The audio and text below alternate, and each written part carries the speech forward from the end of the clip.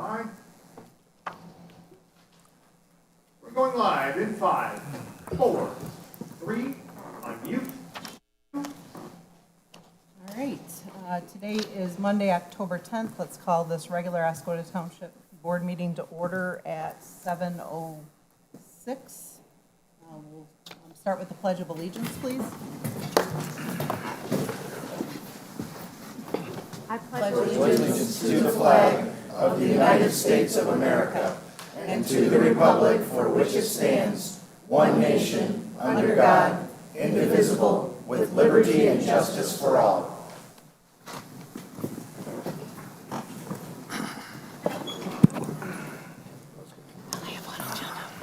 If we could start with roll call, please. Mr. Cummings? Here. Ms. McGuire? Here. Mr. Spencer? I'm here. Mr. Palmer? Here. Mr. Sutton here. Mr. Worcestebarth? Present. Ms. Richards? Here. Oh, that one says, yeah. I believe we have a couple agenda additions this evening, Tammy. Yes, I have railway permit easement fees and a proclamation for Sue Aller. Okay, and did you want to put the railway fees under your report, number 7? Yes. Okay, so railway permit fees. And then, would you like the proclamation under the same, under yours, or do you want it under like resolutions? I think it should go under resolutions. So then we'll add under resolutions number 3, the proclamation for Representative Sue Aller. Does that complete the agenda additions? Yes. Nope, I have one for the consent agenda. I handed it out. I missed the deadline. Tammy was really quick in getting the board packet out. So I need to add the CWSRF check and DWRF check to Rick Freeman for approval from the board under the consent agenda. Please. Okay, so number C and number D under, letters C and number D under finance? Yep. Yes, please. Okay. All right, does that complete? No, I also had, we had a lot of stuff this week. We had an additional check run that I needed. This would be the prepaid for October 6, 2022 for $1,700, which was postage for the water department. And then I had an adjustment on the, where's the approved check run for today? Oh, for the October 11th, 2022 check run that'll be approved tonight. The new total was $6,915, and I did provide all those to you guys, so you have those on there. Okay, so October 11th check run is actually $6,915. $6,900.15 Okay, and then you want to add a prepaid check run? for October 6, 2022, $1,700. Okay. All right, is there a motion to approve those consent agenda items? So moved. I move to approve the consent agenda additions, as well as the other additions and any of the additions. Right, yeah, I'm sorry, we had a couple. Yeah. So the agenda. All the agenda additions. So Okay. moved. And support by Cummings.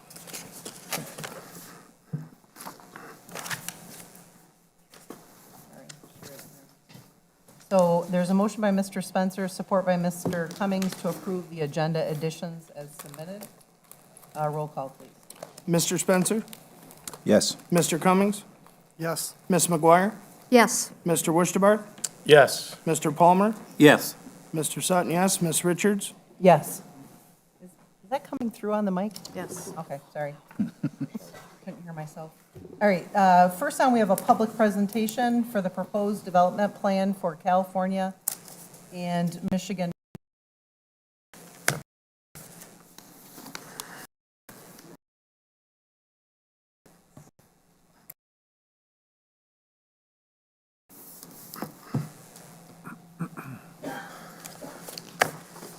Good evening, everybody.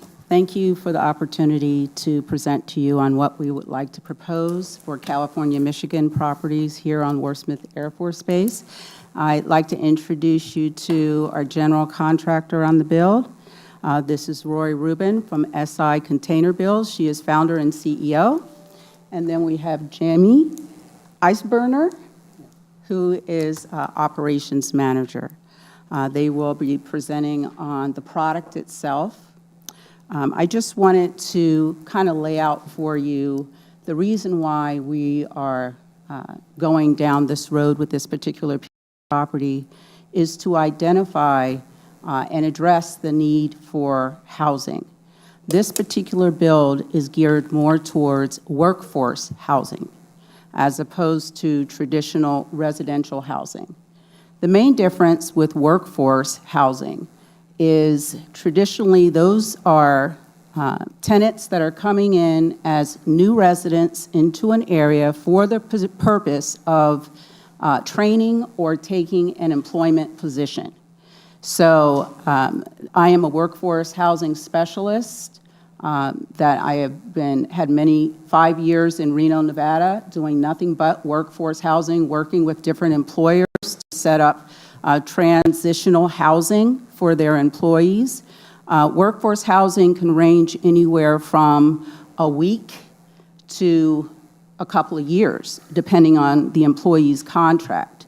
Where it becomes very important for our community here is it serves not only our largest employer who has identified need for the housing, in which case has publicly stated that they could hire 600 people if they had the housing to support that.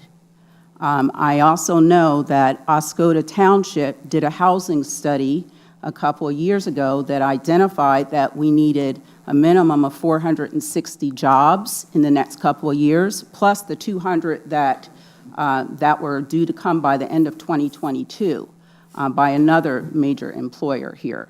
So the need is definitely there. We see it on our Facebook groups on a weekly basis where people are coming into town asking for a place to stay. What could we recommend? And in many cases, these workers are driving an hour to an hour and a half away to work in Oscoda. And particularly with the economy the way it is and gas prices, it's going to be more crucial. So that's why, this particular build has been geared towards workforce. Also, because there is more traditional housing coming to the area on the base that could be used for both, but it's more suited to traditional families coming in that need a larger space.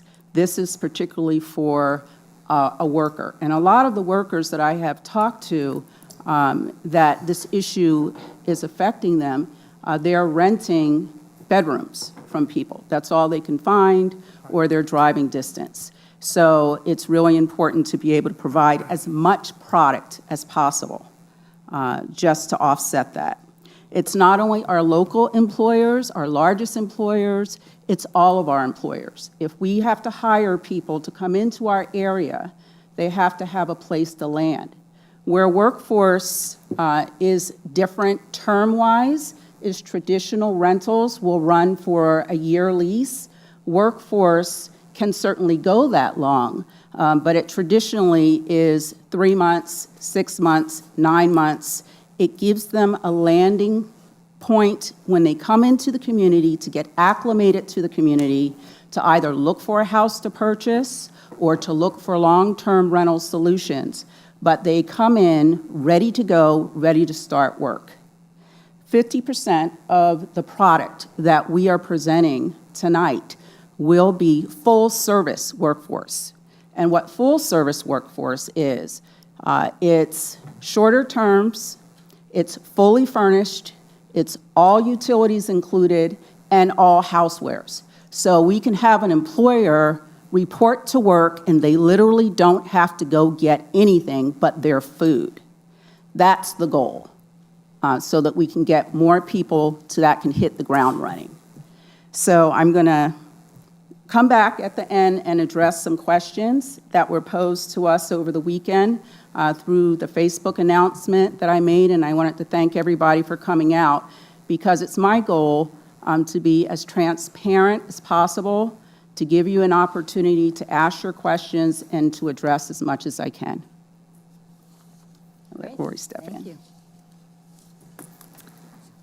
Esteemed board and residents of Oscoda, I appreciate the opportunity to come here to talk a little bit about who we are and how we want to support you.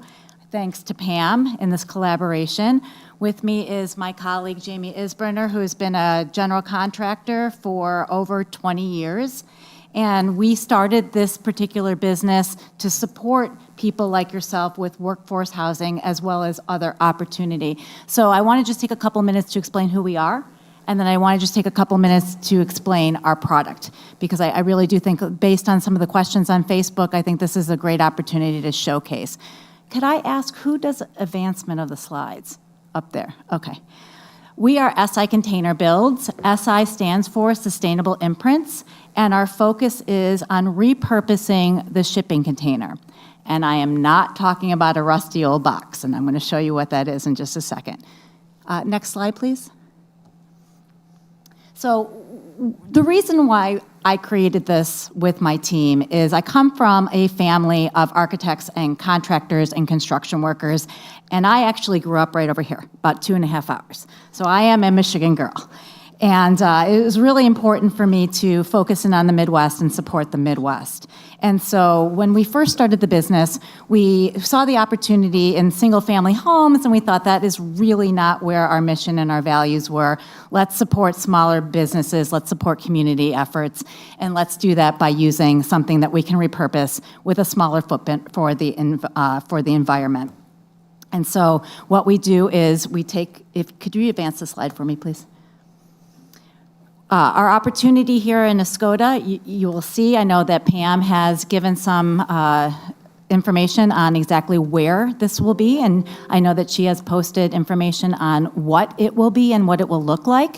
I'm not going to get into that. I know Pam will elaborate at that with questions. So if you wouldn't mind, next slide, please. So why containers? So there's a misconception that the containers are like you see down on your lakeshore by the beach, these rusty old shipping boxes that who would want to live in. And so we decided it was very important for us to create a product that we would want to live in ourselves. And this is not new. I wish I could take responsibility for creating and developing this, but it's been going on for decades, and they perfected this decades. So we decided to open up a factory so that we could really control the quality of the product that we're producing, as well as align it with what was needed in the smaller towns and smaller communities. So what we do is actually partner with a third-party certification company. We are licensed in the state of Michigan. Our third party is actually owned by the ICC, which is the International Code Council. And so we have to follow very strict guidelines up front. We use one-trip, high-cubed containers. And what that means is all of our goods and services that are coming in from overseas, we get them from containers. We all know that. What do these containers do? They get dropped, and they never get reused. They don't get shipped back. They are sent, they stay here because it's too expensive. So we are able to get these right off the port. Being in the Great Lakes, it's certainly easy to do that. And we're able to recycle these. And because we're in a factory now, we're able to manage the quality. And so Jamie manages the team on the floor as a general contractor. All of our trade are licensed, and all of our trade are people that actually have worked for this guy for over 2 decades. And so that's really impressive to know that trade really wants to be a part of the team. So like I said, we're built to code. We are able to track our ROI because it's been going on for a long time. It's not just in the Midwest, like I said. We are licensed nationally. And so the return on investments by using one of our units is actually quite high, because how we repurpose it, and you're going to see villages, you're going to see communities, is not like a mobile home park. We build communities within communities. We keep landscaping. We keep other services that you'd want to live in. Once again, we want to build something that we personally would want to live in. We have a unit on the far right that you're going to see. It's actually on helical piles. We don't typically pour foundation unless necessary, but helical piles then would be skirted, and then you could put decks on and rooftops and anything that you would want that would blend into your community. It's extremely important for us to know that we would blend. We are not wanting to be this Corten steel metal box. We repaint our units with marine grade paint. These units can last over 100 years when well maintained, and so they're going to last like our stick-built homes that we have. I live in a 100-year-old English small home, and so I know that with that small maintenance that we can do that. We also are able to make sure that they're built completely to code, so things like insulation using closed spray foam, closed cell spray foam, up to R value, if not more, will prevent any kind of moisture, will prevent mold. These questions that came up on Facebook were really, really important because the buildings of 2 decades ago, they suffered with these because they didn't know how to manage this, and now we do know how to manage this. So this structure is probably going to outlive most of our stick-built homes. Can you take it to the next slide? Thank you. So I just wanted to get the opportunity to showcase really what we can do. And some of these are very high-end, and I understand that, but we know that what Pam is proposing is also something that is really livable and lovely. We do not use things that are going to fall apart. We use appliances and countertops and cabinetry that you have in your own home so that we can make sure that the maintenance factor is very low in managing these units.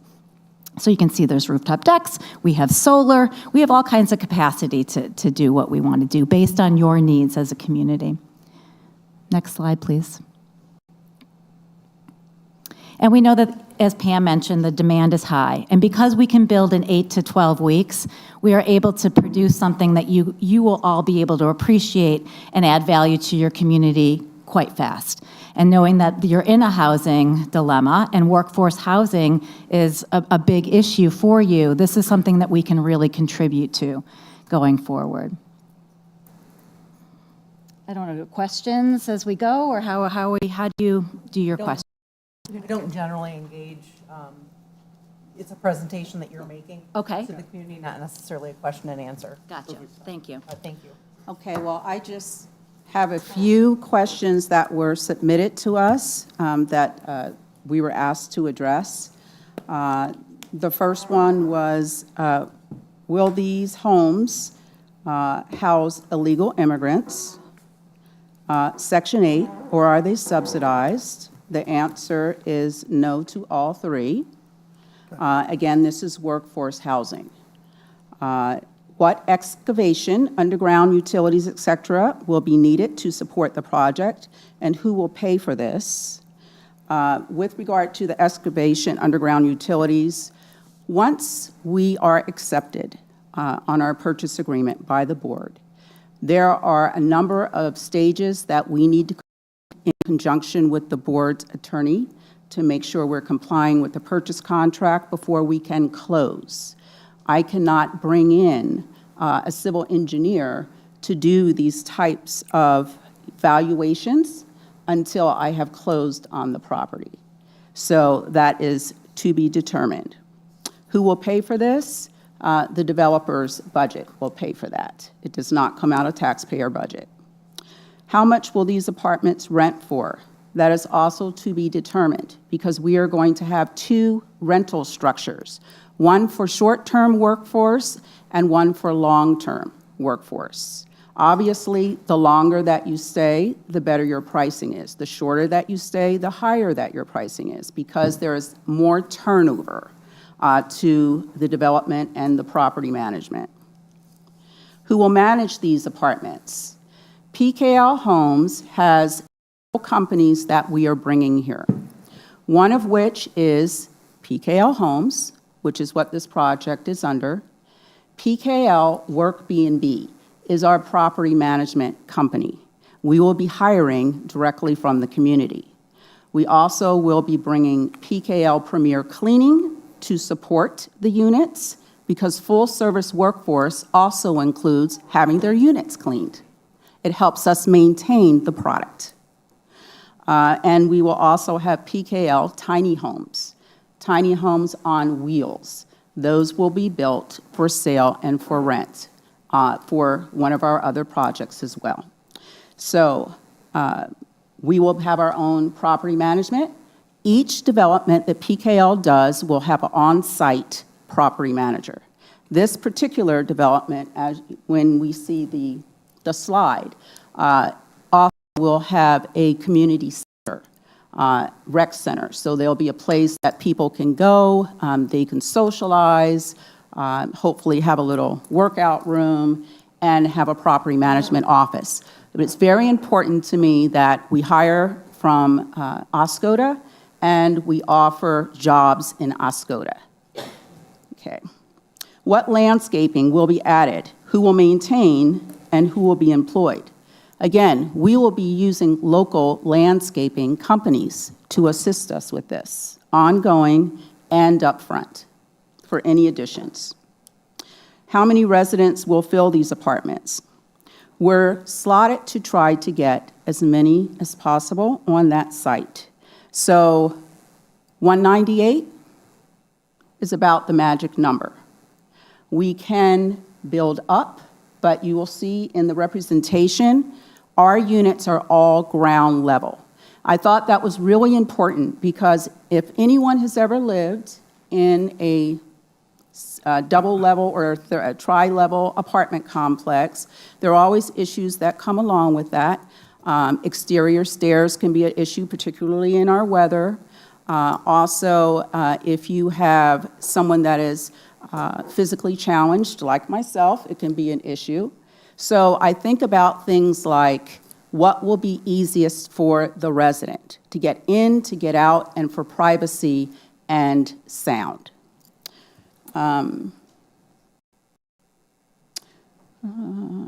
This is not homeless housing. Why is the builder being brought from out of state instead of local? And the benefit of this. The benefit is I always look for the best. And I have researched this product, this company, and their intention aligns with mine. And that's very important because this is my community. My husband and I are now residents here, and we want to be able to look people in the eye in family fare and say, we're doing a good job for you. So we want the best. And sometimes when you're doing with a specific product, you have to go outside of your area to get that expertise, and that's what we've done. And I know that we have presented before with Blocks out of Grand Rapids. Blocks is still in our family. Blocks will be providing some of the units, but they do not have the capacity that SI Container Built has. They will be our first line of defense to get housing here as quickly as possible. Blocks will be working on modifying their units. When they have modified their units, they will come here to Oscoda, and our local contractors will finish those out. So everybody gets some work out of our projects. Will this experimental project lead to more locations, and if so, where? I certainly hope so. We are looking at several different locations for housing here. And one location I will speak on briefly because this is about California, Michigan, but we are also looking at bringing housing to Jordanville. That has been an area that I know the community has been working very hard to get cleaned up, and that's something that we're challenged to do. So I wanted to let you describe the floor plans or the... I'm not sure that we have Site that plan. in this, because I wasn't sure how much time. Can you go one more slide? I think we might be done.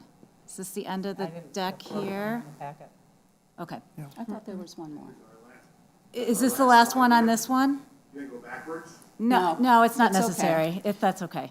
That's number 6. On our website at sicb.com, sicbs.com, we have all of our floor plans. And we're completely transparent with costing and floor plans, design work, and what we have put out. And I just wanted to say, one of the reasons I selected SI Container Builds is the quality of what they put in their units is exceptional. It's better than a lot of product that I've seen here locally in Home Depot and some of the other stores. It's absolutely beautiful. And those 12 plans that we'd have to select from, I'll be looking at what makes the most sense for the tenants, because this project will comprise of studios, 50 studios, 51 bedrooms, and the remainder, 2-bedroom units. They will all have individual parking. They will all have appliances as well as washer and dryer in unit. So we really want this to be an experience that a worker will come in and be comfortable with. One of the major opportunities for Oscoda, aside for the completion of the build and the housing, is the tax benefit to Oscoda.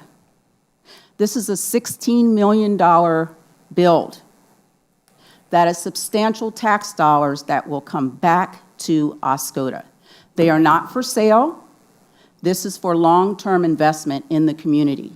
And if we have workers coming here, living here, loving the community like we love the community, my hope is that they will go on to buy their single-family residences here and stay.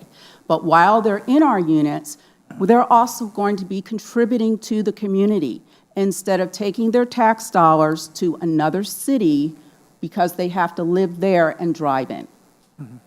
So, I look at it as a win-win, and I just really wanted the opportunity to share the information with you.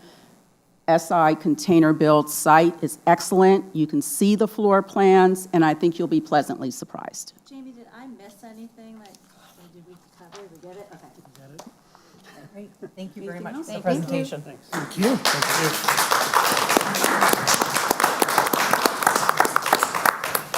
Okay, moving on to our first public comment section on the agenda. We do have 2 public comment sections. The first public comment section is reserved for items that are on the agenda, so it needs to be an agenda item that you would want to speak on, and you need to fill out a comment card. Do we have any comment cards this evening, Tammy? I have one, Okay, and that's 2. Do you want to just? okay, and just possibly stand? 2 it sounds. You want to go first? You want to just go first? Okay. This gentleman right here, what's your name? Mike Nunley. Mike Nunley. Do you want? Yep, right over there. Thank you. So if you wanna could, yeah, if you could come to the podium, and then you'd state your name. Yep, my name is Mike Nunley. Okay. I am the Associate Regional Director for the Michigan Small Business and Development Center. We cover 15 counties, and I want to speak to the presentation that was just made. Pam is one of my clients, and I'm here to support her, but I'm also here to report that I cover 15 counties. And I will tell you that there are 3 critical DEFCON 5 areas right now that I hear on more calls a week than you want to even imagine, and that is housing, childcare, find me employees. And I will tell you that I have never met anyone more passionate about her vision than Pam is. And I've got 14 other counties that would line up to have someone that would bring this kind of project to them. And I hope that Oscoda will lead that way. And I mean that not just for Pam, because I have 14 other counties that need this kind of solution to their problem. I'll leave you with this about Pam. As a consultant, my job is to tell my clients the good, the bad, and the ugly, and to give them as many different options as possible. And I told her, I have 14 other counties that'll line up for this type of project with your type of passion. And before I got the words out, she said, no. Stop right there, Michael. I am committed to Oscoda. As God is my witness, that was our conversation. That was this lady's passion. I don't know whether she'll be a success, but it won't be from her lack of passion and commitment to this community. Every conversation we have ever had, it has been about that. And that you can take my word for. Thank you, Mike. Thank you. All right, did you indicate you have another? One more? Okay, and who's that? Nancy Roy? Okay, Nancy, please come to the podium. Indicate which topic you'd be discussing. Roy Oscoda. I just have a couple of questions that were briefly touched on during the presentation. You did mention driveways and parking, so each unit will have its own driveway? Correct. Okay. I'm sorry. Between the, feeling like bifocals. Okay, so then they'll each have their own driveways. What happened to the factory that you were going to build? Okay, right now you're addressing the board and you're asking questions. We'll get back to you. Again, this is a Oh, so- presentation of something that hasn't even been Okay. voted on, and it actually has to go through the Okay. planning commission and everything else. So, I mean, Pam could answer some of those questions, but until everything is approved and so on, there's really, this is not really the time or place for that. Okay, so So we- if there's other agenda items that you would like to ask or discuss questions Well, on. we had our information crossed because she had mentioned that during the presentation, she would ask Okay, well, and that answer wasn't cleared questions. through us, so But I that's okay. apologize. All right. That's not usually how we engage. The other questions I had on this particular issue was, are these containers made in China? I know that was mentioned whether or not that they would come over on the ships. The lifespan of these items that I have read about has only been 20 years. So I have a concern with that. And then the fact that there's 198 seems quite a big settlement, especially when you're putting 200 apartments within a block walk from the other. That's quite a concentrated amount of people within a short or small area. That's all I have at this time. Thank you. Okay, thank you. Thank you. Any other public comment cards? No. Okay, we do have a second public comment section. At that time, it's at the end of the meeting. If there's anything you would like to discuss that was on the agenda, was not on the agenda, that would be the time there, and it's not necessary to fill out a comment card for that. Okay, so moving on, we have consent agenda. First on, we have approval of the minutes. We have budget work session meeting minutes from September 26th. Were there any comments or questions on those? We also have regular meeting minutes on September 26th. There were a couple corrections that I had gotten to Josh, and he emailed out this afternoon. I don't know if you were able to read that. We had Mr. Palmer in attendance, and he was not there, so. Yeah, I didn't get a chance to check my email this afternoon. Did have me as being absent, or present, when I was actually. Great, that was corrected. And then there were several motions that I Corrected, and I shown supporting. and I corrected those as well. Okay, all right, thank you. It appears that these corrections are in the board pack. Is that Yes. correct? Okay, good. Thank you. Okay, besides those, that was the only thing that I noticed that was incorrect, was That you're was- not in attendance, yeah, and no, that was it. therefore you were not able to make. Right. All right, so then moving on to finance, we have payment of bills. We did have the agenda addition for the prepaid of October 6th in the amount of $1,700 that was passed out. Any questions on that? No. All right, we did also have a prepaid from October 4th in the amount of $164,873.48. Were there any questions on that? Okay, then there was the change for the check run on October 11th. That new amount is $6,915 flat, correct? Can't read my own numbers there. I think it's $6,915. $6,900.15. Yeah. All right, any comments or questions on those? And then Ms. McGuire had two agenda additions. She had the CWSRF. Any comments or questions there? And the DWSRF. DWRF. Oh, DW, I added too many letters. Yeah. DWRF. Anything there? Okay. So with that, is there a motion to approve the consent agenda? I move Just- that we approve the consent agenda. Just for clarity's sake, I know at the last meeting, people asked for the acronyms. The CWSRF is Clean Water, Clean Wastewater Revolving Fund, and the DWRF is Drinking Water Revolving Fund, just so you're aware. So there's a motion by Mr. Cummings. Is there support? Support, Spencer. Support by Mr. Spencer to approve the consent agenda. Roll call, please. Mr. Worcester. Yes. Ms. McGuire? Yes. Mr. Cummings? Yes. Mr. Sutton, yes. Mr. Spencer? Yes. Mr. Palmer? Yes. Ms. Richards? Yes, motion carried. Thank you for clearing up the alphabet soup. So moving on, for subcommittee reports and project updates, we have the EIC director this evening. Todd, you have quite a few things to go over. Yep, just a couple. Okay. So this is just a friendly training reminder for the board. We've went to the EIC, reminded them. I'll get Nicole to remind the Planning Commission. But when we received our RRC certification, all the boards and commissions signed up for 6 hours of training on an annual basis. So again, this is merely a reminder to get your training completed by December 31st. And I believe Josh has the scorecard for everybody. So if you're wondering where you're at with training, you can go see him, and then there's different areas you could go. I think we have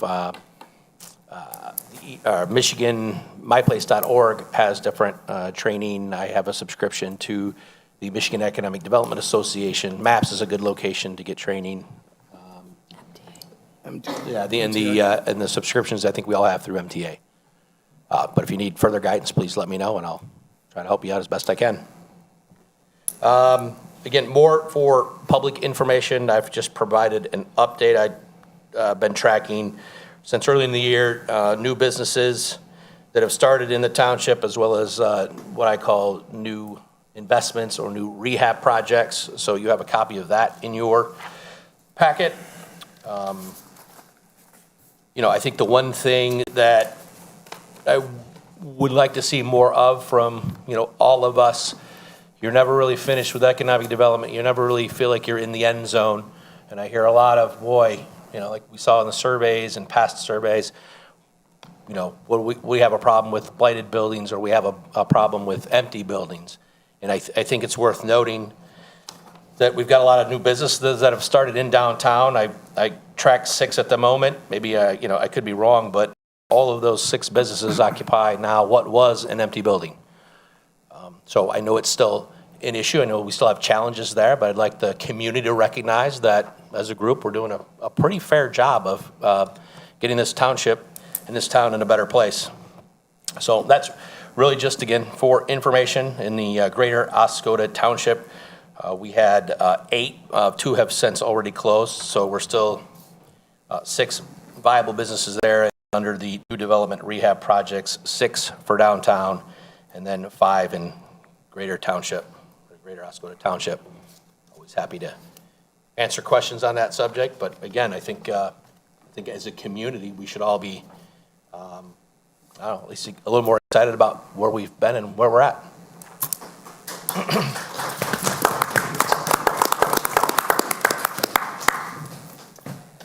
Play sleep update. Again, more just for your information and our scorecard for those of you viewing at home or here. These documents were pretty much part of the strategic planning process that happened in 2019 before I was hired. The first day on the job, they said, congratulations, here's your to-do list. Good luck. So this remains my to-do list. At the EIC meeting, they voted to get a proposal from Joe Borgstrom at Place in Maine to have a refresh done in 2023. Of course, I'll bring that before the board before we get too far into that, but we would like to refresh the duties and responsibilities, or the to-do list, if you will. And these activities kind of help build our annual plan, our annual goals, and that report that's produced traditionally in March. So for your information there. We recently completed a township-wide survey, general survey of, miscellaneous topics. Previous surveys, depending on the subject matter, a couple hundred respondents. We really wanted to try and go all in, so there was a mail campaign to try to boost our survey participation. I'm happy to report we had 891 people turn in a survey for us. So, That's great. again, I think that shows that the community cares, and they want their voices to be heard, so that's great. We have a commitment to have the survey tallied and posted on the websites by November 1st, so I'm working on that currently. Consistent with RRC and things we're supposed to do under that certification, we have a business stakeholder meeting planned for November 2nd. And then we have the perimeter road purchase agreement update.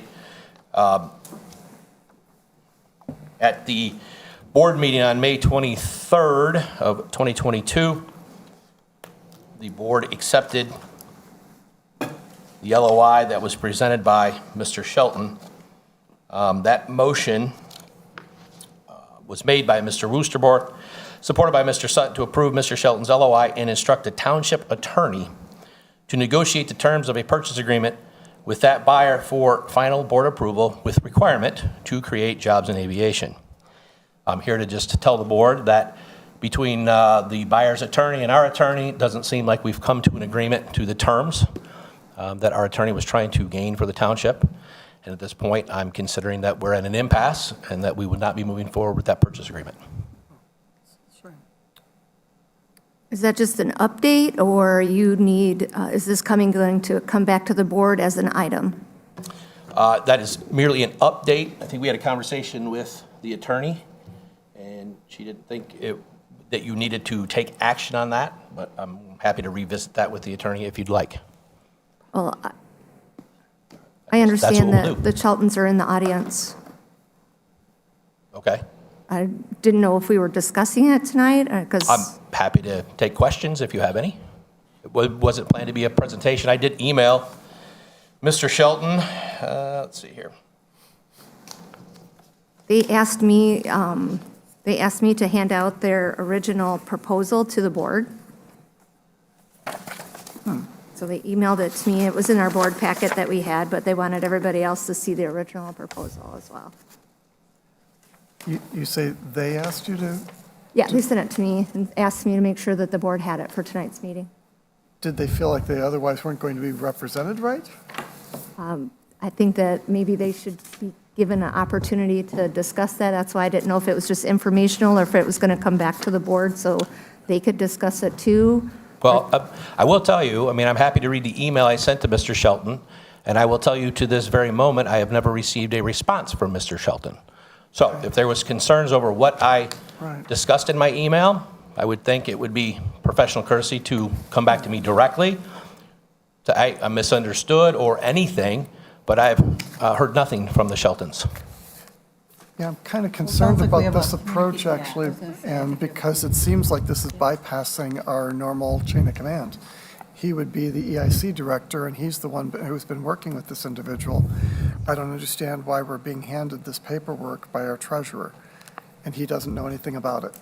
They asked me to, it's all it is the email, that's all. They asked me to give it to me, to hand it out, that's all. That's all I'm doing. Well, let me read the email then. So this email is dated Monday, October 3rd, 2022 at 9:18 p.m. Brian, hope you are well. We had a debrief with our attorney relative to her discussion with your attorney. As I understand it, you are not interested in the development obligations of the purchase agreement we provided. In other words, our expectations and that of the boards is that you are buying the property to construct a warehouse and future inspection space. Anything short of you bringing this project to fruition is not acceptable under our terms for selling the property. The township is not in the business of selling valuable property for speculation. What that means is that if you are unable to develop the property as you proposed, it remains township owned. Our purchase agreement spelled this all out.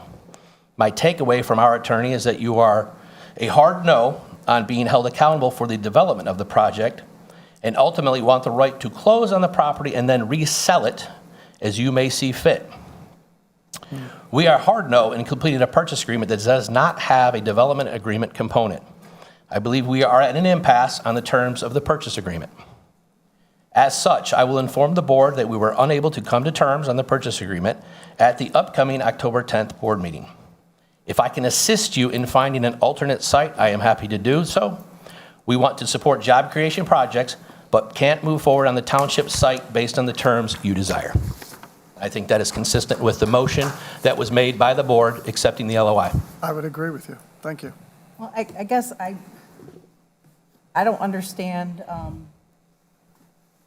why maybe that email wasn't shared with the board, letting us know ahead of time about this agenda item and why you were giving the update you were. I mean, to me, that would have been helpful to have that information ahead of time. So we have an agenda here with some items, but it just says an update. I mean, there's no backup material there. So it's kind of hard to even know what we're discussing until we get here. It's just an update. I'm not asking anybody to take any action. It's just an update. Well, it looks like your email is saying you're taking an action. Well, again, It's the first if, I know of any of it, so I'm not sure. Well, me too, I just read it. I disagree. I don't feel that anything Mr. Dickerson has reported to the board differs from what the email supports. I don't think there's a difference. So I don't understand why you're saying it's incomplete. Yeah, there's always going to be a paper trail behind a summary, but I don't feel that there was anything, I'm not hearing anything untoward here. I maybe misunderstood. I didn't say it was what his summary was when it was anything different than what the email was. Okay. I'm indicating I think the email would have been helpful to understand what the summary is. I think Todd's summary is exactly what the email stated. So I'm not saying that he is Different. doing anything different. I'm just saying it would have been helpful to have that background information. That's all I'm saying. I just see it as part of his update. Okay. Well, obviously, we And to- usually have different opinions. And to date, the Sheltons have not contacted you in regards to your email. I've heard nothing from the Sheltons. Well, then I guess we will continue to let it play out. You are in charge of that.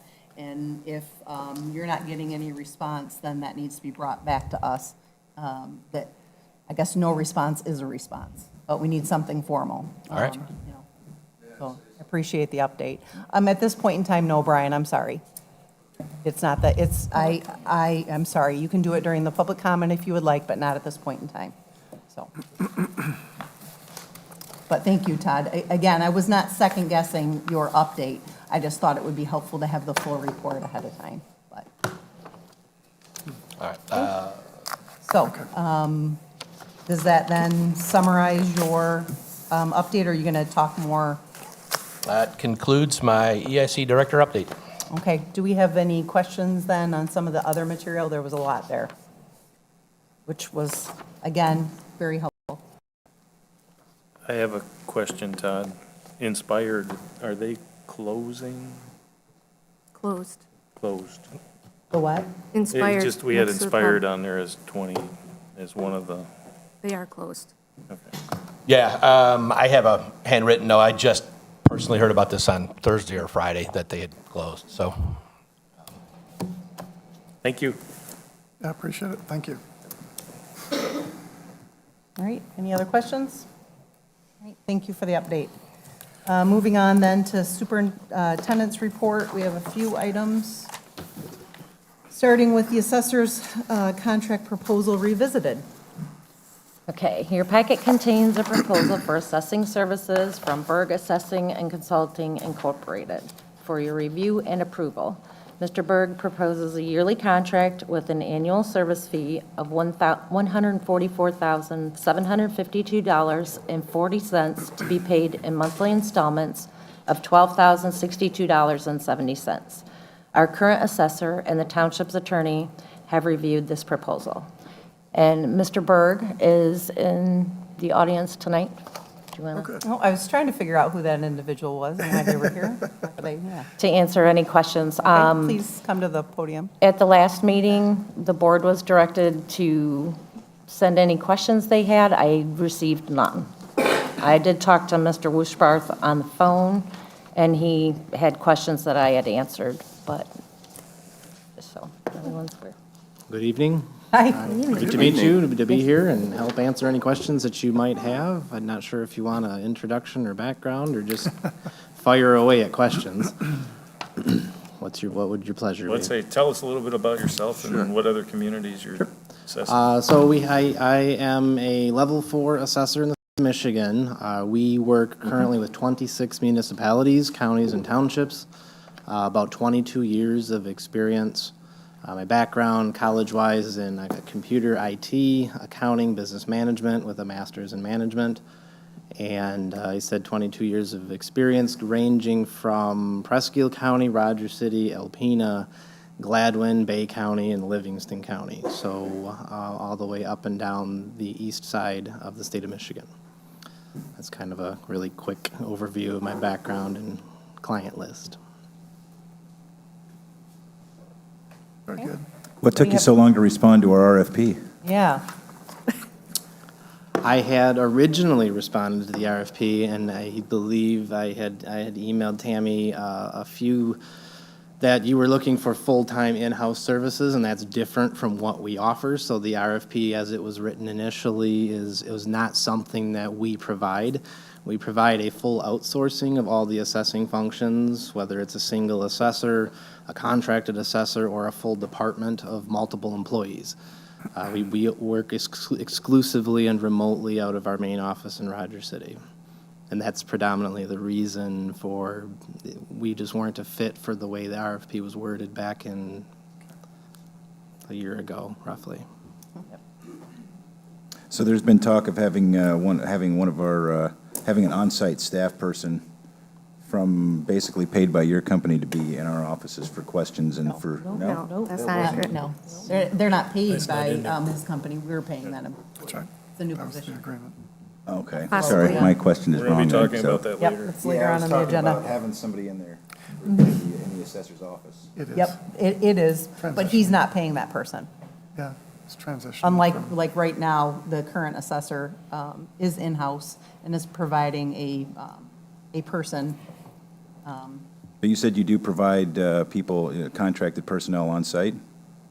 We do not. You do not. That's predominantly the answer to your other question with the RFP, is that we do not provide on-site personnel. So if we contract with you, there will never be a face representing your company or any of the assessing options in our offices for public people to come talk to? Not on a daily basis, by appointment. If there's a need to it, then that's definitely a possibility or an option. If the need arises by an appointment only, we would definitely coordinate to work with any taxpayer that would need something like that. With all municipalities, we're definitely in the municipality just to perform our normal job functions, as well as meet with staff at the township facilities from time to time on an as-needed basis. But to be available for general walk-in traffic, no. That's something that we generally, it's just not our business model. Telecommunications, though, they can call you? Absolutely. We do have back in the office, I mean, to elaborate on that if you don't mind, then we have a full staffed office. We have over 10 employees that operate all of this on behalf of all the various municipalities, including answering phones, making sure that somebody's available to answer inquiries in a usually same-day basis, and of course emails and mail and faxing and everything to try to make sure that we can seamlessly operate the assessing functions and meet all the obligations in a quick and timely manner. What's the biggest obstacle that you've run into being a remote assessing service at one of the townships that you service? Great question, and the answer is not really. That's a good one. I guess the hardest thing is that there's a lot of demand for instant service, not just same or next business day. It's more of when the phone rings, they want the answer, and a lot of things that we do are not necessarily answerable instantly. They do take research and some time, and that's probably the biggest obstacle. to deal with our instant-on society that we have. So as an example, if I asked you for some information about a specific property, you would have to, and you had to do some research on that, you'd have to send someone to the Oscoda Records Department to look that information up and then provide, and then how would that work? What did you do to address these issues? We wouldn't, everything is available digitally, so we are fully digital, and we make sure that we maintain that, so all of our records are scanned and indexed in databases. So actually, if someone asked me a question right now, I would have to go back to our office so that we could successfully answer that. So everything is, so no, we wouldn't have to do that. We generally can answer everything on the phone in real time, right away. You said you won't have anyone in Township Hall on a regular basis. What about the board of review times? Will you have yourself or a staff member assisting the board of review during those periods? Yes, we would definitely work with the board of review to figure out, to make sure that they're prepared and to make sure that they carry out their functions and to answer any questions that they would have during the course of their deliberations or decision-making process. Sure. And isn't this more the way that a lot of townships are going to, is instead of having in-house assessors because of the requirements of the state for the qualifications for assessors? Yeah, that's another good question that I don't want to really, I guess, allude to, but definitely we are growing in our request to help out municipalities, likely because of what you've mentioned. Sure. It is getting more complicated as opposed to less complicated from the statutes and the rules of the legislature and the State Tax Commission.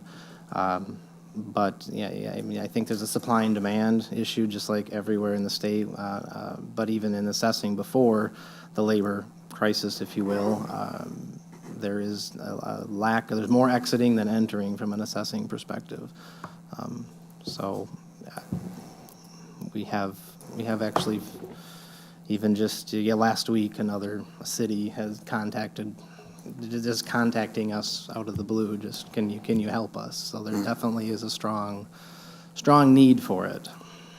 Sure.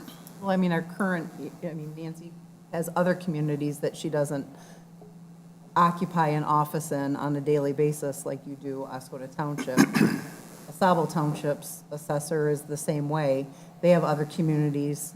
She has other communities that she takes care of that, again, she's not there to answer questions on a regular basis. So, nothing against you, but unfortunately, Jessica wasn't able, Asable Township was not able to take on another client. We had hoped maybe she could, but she could not. But it sounds like you guys are all kind of going in that direction a little bit. Is that what you're saying, basically? Yes, all of our clients are exactly the same way. We wouldn't take on a client that we need to produce in office. So we can't function both ways. It's too difficult. It's administratively difficult, and it creates a communication barrier. So it doesn't work very well. So none of our clients, all 26 of them, it's the same proposal that you have in front of you and the same proposal we're discussing. At what point do you recognize that the size of the job is not going to be good enough, or it's outside your scope? So what point do you realize, or do you think that there needs to be somebody in the office, in our office? A great question that I can only say that after, we're pretty unique. What we do, what my company does, what I've done. There's not a lot of folks that have a staff of over 10 people, larger than most county tax departments or equalization departments, and we have a 5,000 square foot, 26 office building to handle the growth and if we need more employees. But what we do for property tax management is the same in every municipality. The tasks at hand every day in the calendar is the same whether you're 500 parcels or 10,000 parcels. It's just about having the competent staff that is trained and that we can manage to ensure that we keep all of those ducks in a row, the I's dotted and the T's crossed. And they're really, I guess what I would answer that in summary is, we have taken over numerous clients that have had multiple people in person, and we've not had any problems in their large units. So I think we actually provide sometimes a more instant service than if there was somebody here that might not be able to answer the question. Right. It's always really, I don't want to say that standing here, but, Right. but So more along the lines of you would never see a time when you'd need somebody in our local facility. You could always do it remotely and take care of everything that needs to be done in a timely manner and be awesome at it. It's hard to imagine, but we've seen it. The problem is, you know, when you've seen one township, you've seen one township, right? Everybody's unique. We've done this at least 6 times and outsourced full departments, and I have had zero requests for in-person meetings across 50,000 taxpayers in the last, 10 years. We are unique here in Oscoda. So I guess that's the answer, is that I haven't had the requests, so that kind of tells me it doesn't seem to, honestly, the conversation goes like this. Someone calls our office and says, I need to meet with you. And I say, great, what is it that you need? Because I need to be prepared, because all of our information is at my fingertips in our office, so I need to know what to do. By the time we get off the phone, they have the answer they need.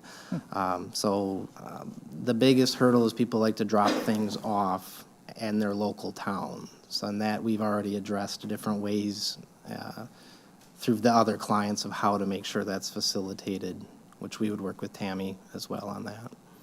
That goes along with a question I have with records. I mean, Nancy's office has done a meticulous job keeping records. And even when I go talk to Nancy and ask to research some property, not everything's in SB&A. You can see a homestead exemption, 100%, but that form is not in there. So going forward, are you putting these forms digitally in there to back up the info? Because I'm concerned with the records that are in her office. I mean, it kind of tell the story back to the founding of this township. So if you walk in my office, you'd laugh when I say we're paperless, but that is kind of our objective. Everything is scanned in digital. So we have, for every one of our clients, it's fully scanned. Every principal residence exemption, document, deed, it is indexed in the database and scanned, and we do not really maintain hard copies other than in a backup scenario.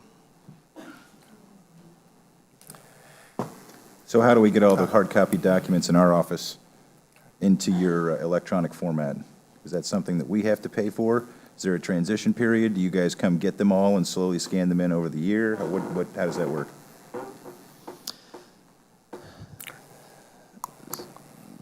So we have various clients, and we upload our database, the BSNA software. We give a copy. We keep it current on your servers and your infrastructure on a monthly basis. So you have access to all of that. We keep the digital scanned copies on our servers and back all of that up. So you guys really, again, it's really a full outsourcing of it. So we can basically manage and take care of all of that on your behalf, so you don't have hard copies. Right, but I'm saying right now, I appreciate the going digital. That's a great thing. That's a wonderful thing. But we have X amount of thousands of pieces of paper in our office that you need digitized. How do they get that way? Okay, I see the question. I can't speak to what is in your office or in the offices now. I don't know. Neither can I. I just don't know there's that. a bunch of it. We kind of have a line in the sand, and there's a go forward. So the going forward, this is how we do that, and it's all maintained digitally. We very rarely need to access things that are hard copy. I would presume that all of that we need to complete the next cycle would already be in the database, and any hard copies that would be needed, we would retroactively have to just acquire them if they're not already digital. I have a question, but I have your answer a different question as well. So Nancy, I mean, how much of the paperwork that is in the filing cabinets in your office right now at Township Hall have actually been digitized? Not a lot. Okay, and so her answer is not a lot of it for the folks who are not hearing her. Started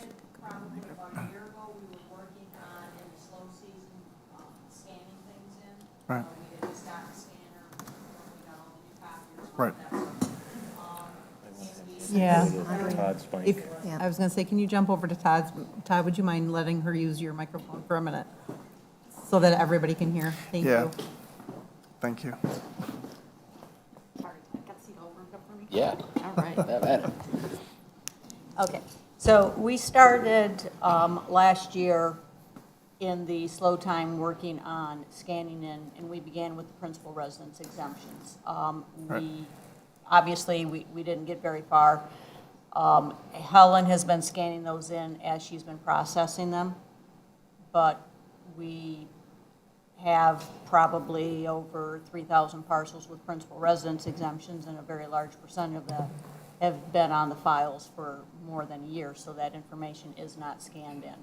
The deeds have not, we have deeds in the files that are going back to 1978, and obviously those, the majority of those are not scanned in.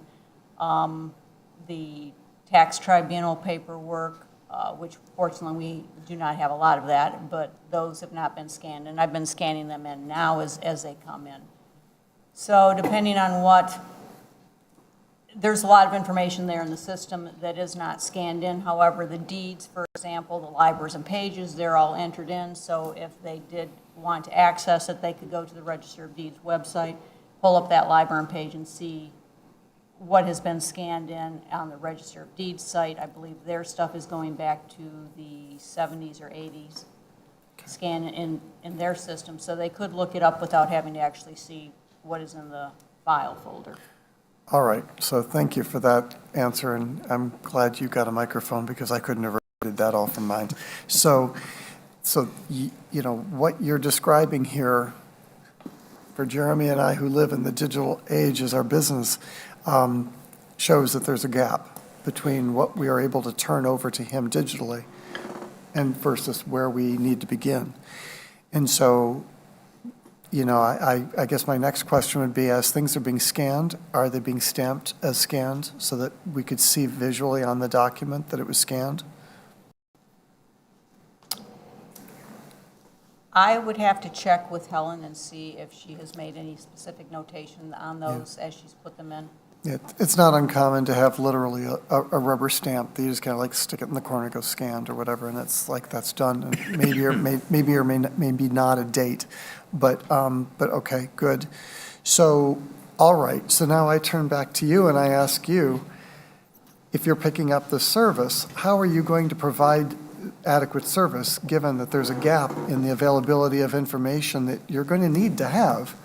Otherwise, you're going to be sending people off to go find documents from other websites, other sources, the county, possibly even missing documents that might not reside anywhere but in the files that Nancy currently maintains.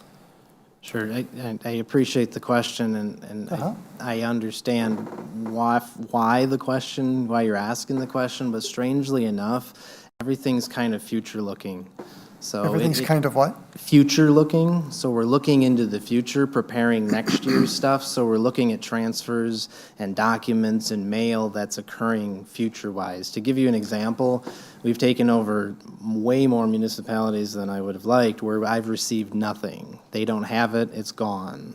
The assessor packed up and left. So the fact that Nancy has those non-scanned and they're actually available in a file is just as well as having them digital.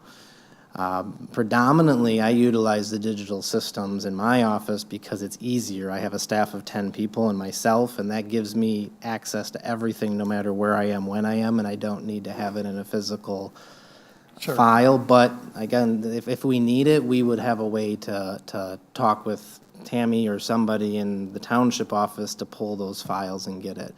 But the deeds are all accessible online. Everything that we're working on processing tomorrow would be mailed or scanned to us directly, and we're not really backwards looking too much, as long as it's indexed in your assessing database, which I'm positive Nancy has, as she already spoke about. Being born and raised in Michigan, you'll appreciate the joke of, as you're looking forward into the future, I see what you're seeing, but I also see some potholes. which we know very well here in Michigan. I see some potholes in the future on that. So I guess then I would turn back to Nancy, and I ask you, do you have, from your experience, do you have any concerns about the information that would be lacking in digital presence from the system that he might need and how that might affect us, or the service we have to provide this township? I don't believe there would be, because all of the deeds that we have had, at least for the last 27 years that I've been there, those deeds have all been, the information is entered into the system, so it could be looked up through the Register of Deeds site, and we have the documents actually in the folders as well. The principal residence exemption forms, they have all been retained per the state guidelines for retention periods.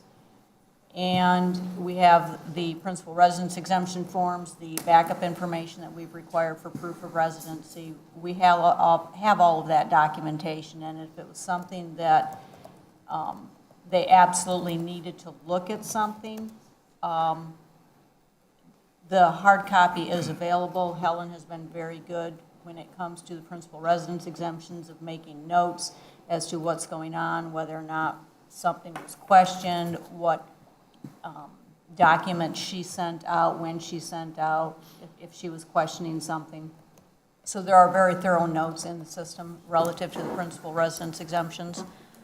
So very rarely do I need to actually look at the hard copies, even when someone calls. I'm usually able to look at the stuff on the computer system, and I do not frequently have to actually pull the hard copy to get the information that I need to answer the questions. Okay, well, great. Thank you for that. And believe it or not, just have two short points here. So the next thing is, if this contract with your company is approved by the board, my recommendation would not be what you proposed, but you'd call Tammy's office. Tammy's office is far too busy, and that would just not be appropriate. And on the other hand, I might recommend Helen, who would have familiarity with the files. She might be able to help in that case. Is that correct, Nancy? Yes. Thank you very much. Okay, good. And then my last thing is, within the contract, you talk about the municipality, meaning us, would be responsible for the software you use. And I wanted to know if that software is BSNA that you're saying there, or does it extend to other software that isn't listed? I'm referring to the BSNA assessing system, which you already are licensed and to own and use, as well as the Apex integration software, which is in conjunction with the assessing system from BSNA. So we already have that. All right, great. Thank you. I was just curious, you said you have 10 employees. Would there be one that would be designated to cover Oscoda on a regular basis? So over time, that employee would be more familiar, or with everything being digital, anybody in your office can do whatever needs to be done, or? I guess the short answer to your question is no. The reason is that we're designed from a subject matter. So if you call our office and you're calling about X, then you would talk to this person. For boots on the ground, we have people in our office that do just boots on the ground, so I guess then the answer is yes. Okay. It just depends on what particular, if you're talking about a building permit, if you're talking about inspection, if you're talking about a principal residence question, it's all going to involve different people. Okay. But none of the phone calls or admin side would require in-person or in-township presence. It would really just be physical inspections.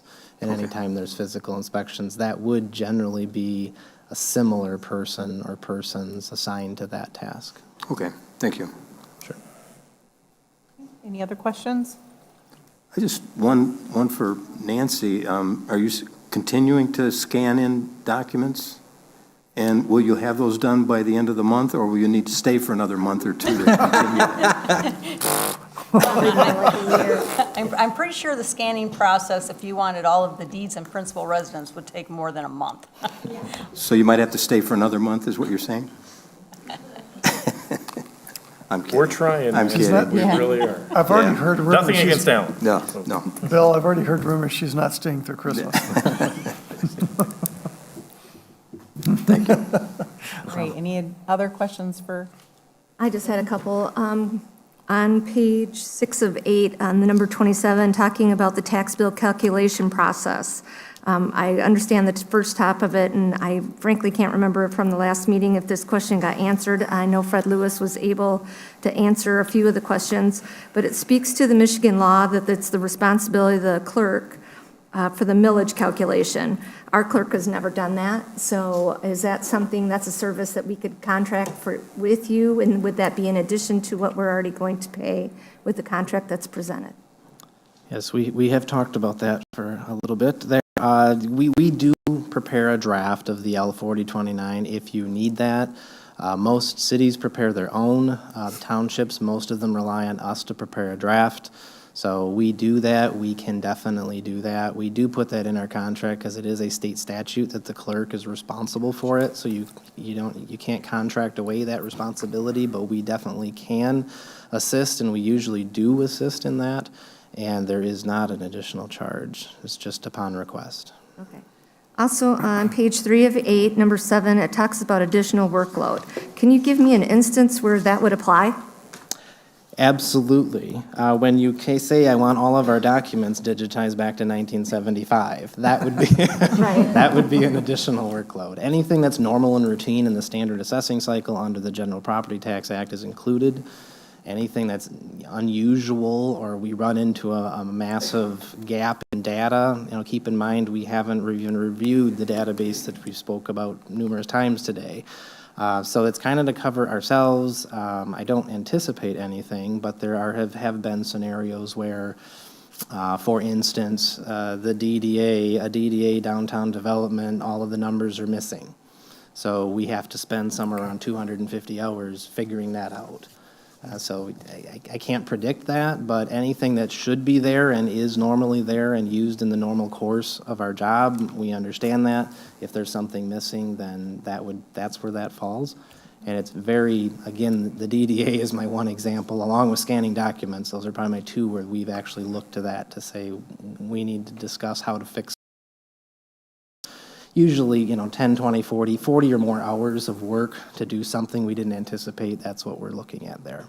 So a couple times a year, I work closely with the assessor's office because I am the treasurer as far as special assessments and the databases for tax seasons.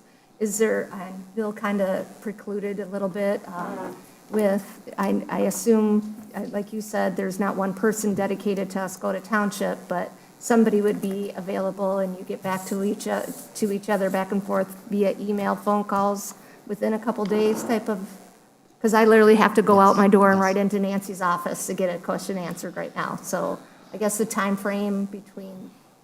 Generally, it's same or next day. I think we track this in databases. Statistically, we answer at least 75 to 80% of inquiries the same day.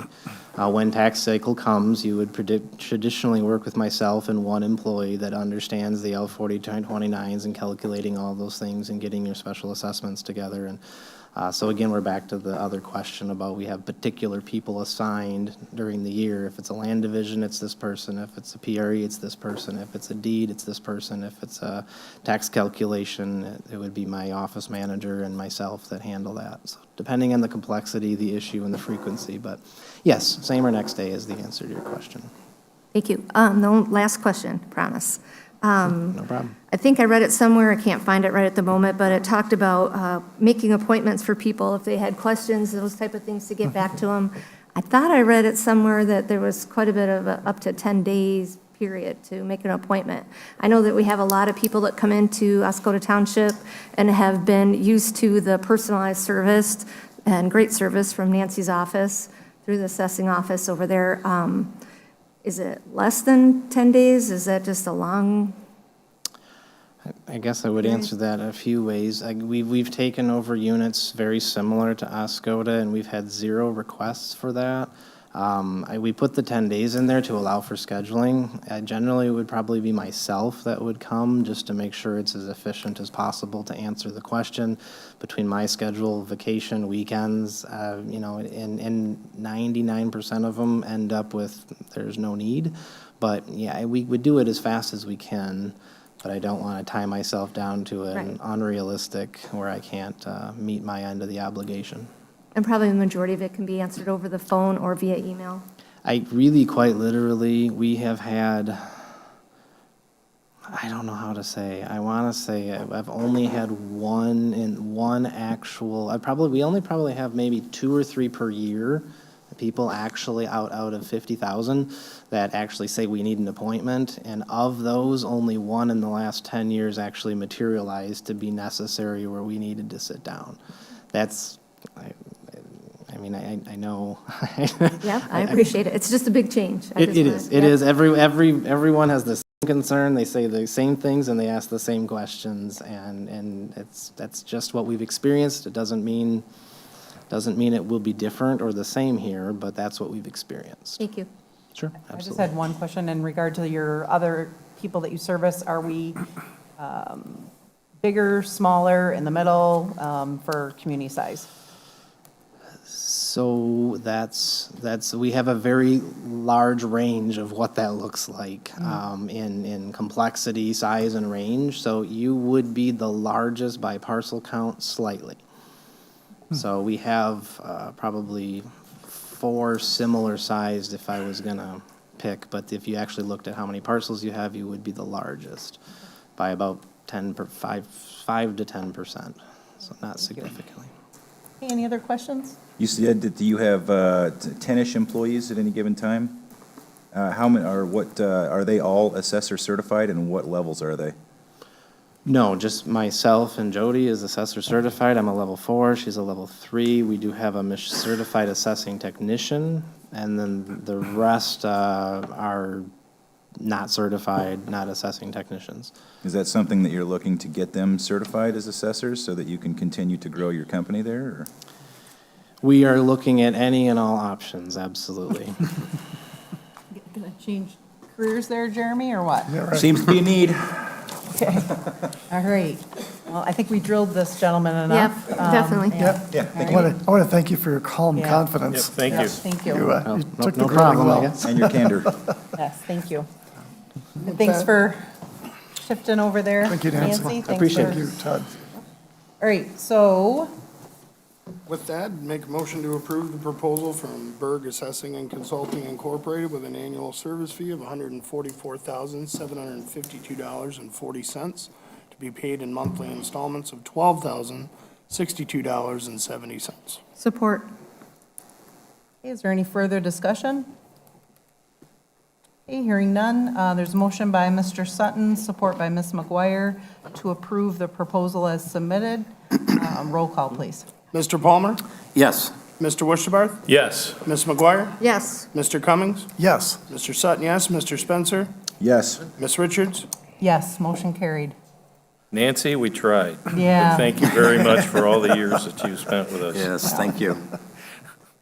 All right, moving on to the Skill Avenue purchase agreement closing. All right. Your packet contains a resolution and pertinent exhibits required to close on real property referenced as Skeel Avenue. As a reminder to the board, the original purchase agreement was signed on September 28th, 2021, and was later granted a 330-day extension at the February 28th, 2022 Township Board meeting. Closing is scheduled for October 14, 2022. This is within the terms of the agreement between the two parties. Selling of real property requires board approval. So I've set these up in here. The resolution needs to be approved later. But this is the package that Lisa has set up, and I didn't want to tear that apart. So Yeah. that's why you're seeing it twice. Totally fine. Okay, so is there any discussion on the matter? And then you want us to wait? If we're wanting to move forward, you're wanting us to wait until the resolution section Yeah. to do the resolution? Right, this particular part would just be actually saying who the signatures are going to be in the closing, Okay. because it's been different each time, so I need board direction for that. Okay. Okay, well, are there any, I guess, questions about the sale as a whole? Wow. So for Tammy and Todd, everything has been met now with all the extensions? 100%. Yes? I believe us to be compliant on both sides of the agreement. Thank you. All right. And is there a motion to appoint somebody to sign? I'm assuming it's going to be the clerk and the superintendent, as they have on other documents. I'll make a motion that we authorize the clerk and the superintendent to sign the potential closing of this property. Support by Cummings. Should the motion be to approve the final purchase agreement with addendums, plus the signatories? I thought that's, It could be. If you want to cover it that way, that would probably be best. I would think we need to approve the purchase agreements, because That's what the resolution does, but there's a part that's been added, and I'll withdraw my motion and leave it to Mr. Palmer. I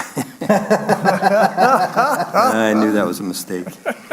Okay, I'll make a motion to approve accepting the final terms of the Skeel Avenue sale as presented, including all addendums, and appoint and authorize the township superintendent and township clerk to sign all closing documents. Support by Cummings again. I'll take one of them. That's right. all right, there's a motion by Mr. Palmer, support by Mr. Cummings. Roll call, please. Mr. Spencer? Yes. Mr. Palmer? Yes. Mr. Worcester? Yes. Ms. McGuire? Yes. Mr. Cummings? Yes. Mr. Sutton, yes. Ms. Richards? Yes, motion carried. And again, we'll deal with the resolution as it follows later on in the agenda. Moving on then to the California-Michigan Avenue Purchase Agreement. All right, your packet contains the purchase agreement between the Charter Township of Oscoda and PKL Homes for the sale of real property and corresponding resolution. At the March 28th, 2021 Township Board meeting, the board voted, sorry, that should be 2022. So, the board voted to accept the LOI presented by PKL Homes and move towards an agreeable purchase agreement. The township staff and attorney have worked towards the final draft presented to you and has also been reviewed by PKL Homes, making it ready for final board approval and authorization of township signatories. Is there any questions on the documents? Not specifically the document, but I did want to add a couple comments, and it was that I see that we have a lot of people here who attended this evening, and after PKI's presentation, there were a number of people who clapped. I was just finding it unfortunate that we didn't get any direct public comment on this before we're voting on it. I was missing that people didn't come up to speak on this. So I felt like It I'm wasn't going to a have to public use hearing. the applause as my register of, Well, it wasn't a public hearing, and we have many other developments in our community that aren't afforded the opportunity to present like that, so I don't think it's appropriate, so, no, I said the public comment. yeah. There was nothing about appropriate. It was, I'm speaking of that, I was sorry that more people from the public didn't get up and speak. It wasn't you. So, yeah, I don't know exactly what the public is thinking on this, except for the applause that I saw visually sitting here after the presentation. They have a chance at the second public comment period. Yeah, it'll be too late. Yep, thank you for that. So the intended development meets all zoning? Well, can I say anything? Yeah, go ahead. So that purchase agreement is really a blended purchase agreement slash development agreement. Right. So there are several milestones that the Still buyer. have to be met. What's that? Still have to be met. Yeah. Like so- restricted, so. Yeah, different than how the board has transacted property in the past. It's been more of a 60, 90, 100-day period of contingencies, and then if the buyer is happy with what they found out, we do a transaction and they take title. This is more of a development agreement, and so there are several milestones that the developer will have to meet before we convey title to them. So to say is if it meets this or it meets that, it's too soon to tell. Todd, would there be any instance where this would have to come back to the board again?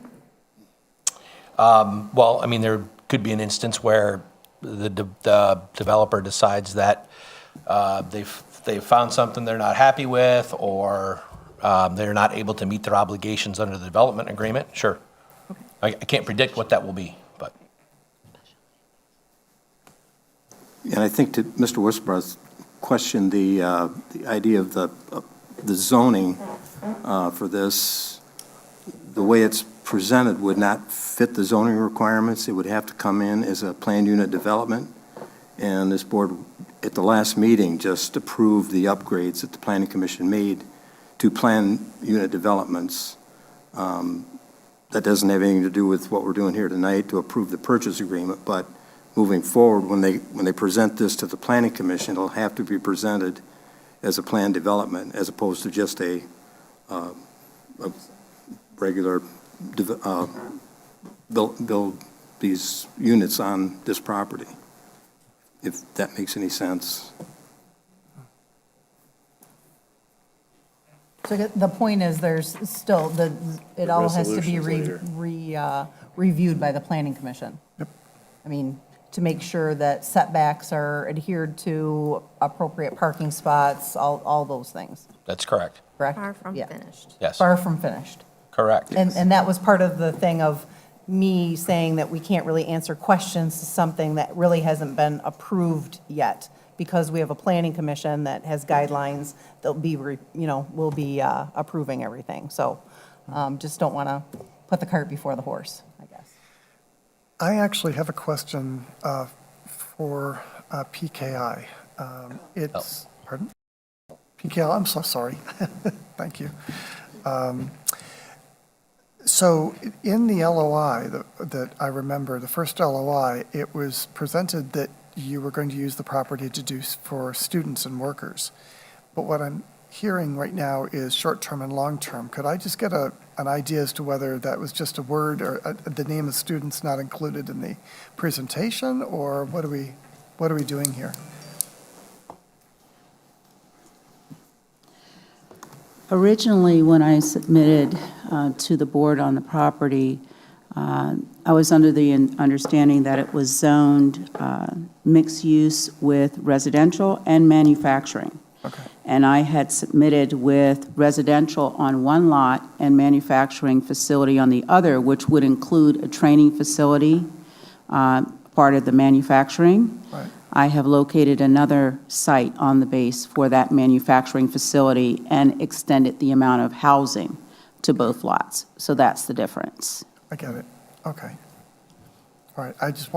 Then at this point, I have just a question, and I don't know if this is just a general thing. I'm not sure what to do with this, other than, how rigorously do we have to follow the LOI just for that property anyway? Because there was another LOI that was entertained at that time, which was going to be for apartments. Does it matter that it's not exactly the same? I don't know. Maybe, Ann, that's your realtor, bailiwick, I don't know. Not weighing in as a realtor. That would be a Todd I've been told question. that question, or been told not to answer that, so no comment there. Good answer, Ann. Thank you so much. Yeah. Well, I don't know what to do with the, Todd, do you have a comment? Well, I'm not your attorney either, so Yeah. I'm not going to weigh in. Right, I mean, I feel she submitted an LOI based on possibly some wrong information in regard to zoning. She's now adhering to that zoning and Very good. adapting the LOI, and the conversations have already happened with, right? I mean, you guys have discussed this in the negotiation process, so. And the attorney didn't seem to And the mind attorney it, right? didn't have an issue then, so I feel that our answer is there. Thank you, and I'm satisfied with that as well. Thank you. Can I say something? Go ahead, Pam. With regard to this agreement, when I originally came in front of the board, the zoning was different than what it is presented, as I learned today.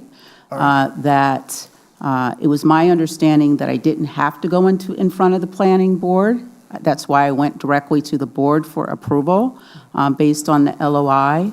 But my contract actually came in a transitional period, I guess, between the old attorney and the new attorney. I actually signed this agreement in April, I believe it was, and it's now October. So I lost that amount of time in the process, but now we're all on the same page with regard to the zoning, matching what I want to do there. and getting the agreement, but we will have to add that step now to go in front of planning, whereby before, it was my understanding the zoning covered me, I did not need a special assessment. And it looks like now I will. I just learned that Special today. use. Yep, special use. Special That's use right. permit. Special use permit. Special You use don't want a permit, special- You excuse don't want a me. special assessment. Special use permit. Although we'll take the tax money. Yes. Thank you. You're welcome. Well, I was curious about that from my memory of what was presented for that LOI. So I went back and looked at the actual LOI for each one of these properties. There's no mention in here of a manufacturing facility or anything of that nature. It simply lists the property address, the purchase price, earnest money, title company, landmark, feasibility period, date of close, survey, purchaser conditions, and lists the, one of the things is the site plan approval, phase 1 and 2 environmental approval, wetland delineation approval, soil boring tests, and then the financing, what they're going to be looking for financing, and that's pretty much it. There really isn't anything in either of the letters, because there were two separate letters of intent, one for each property.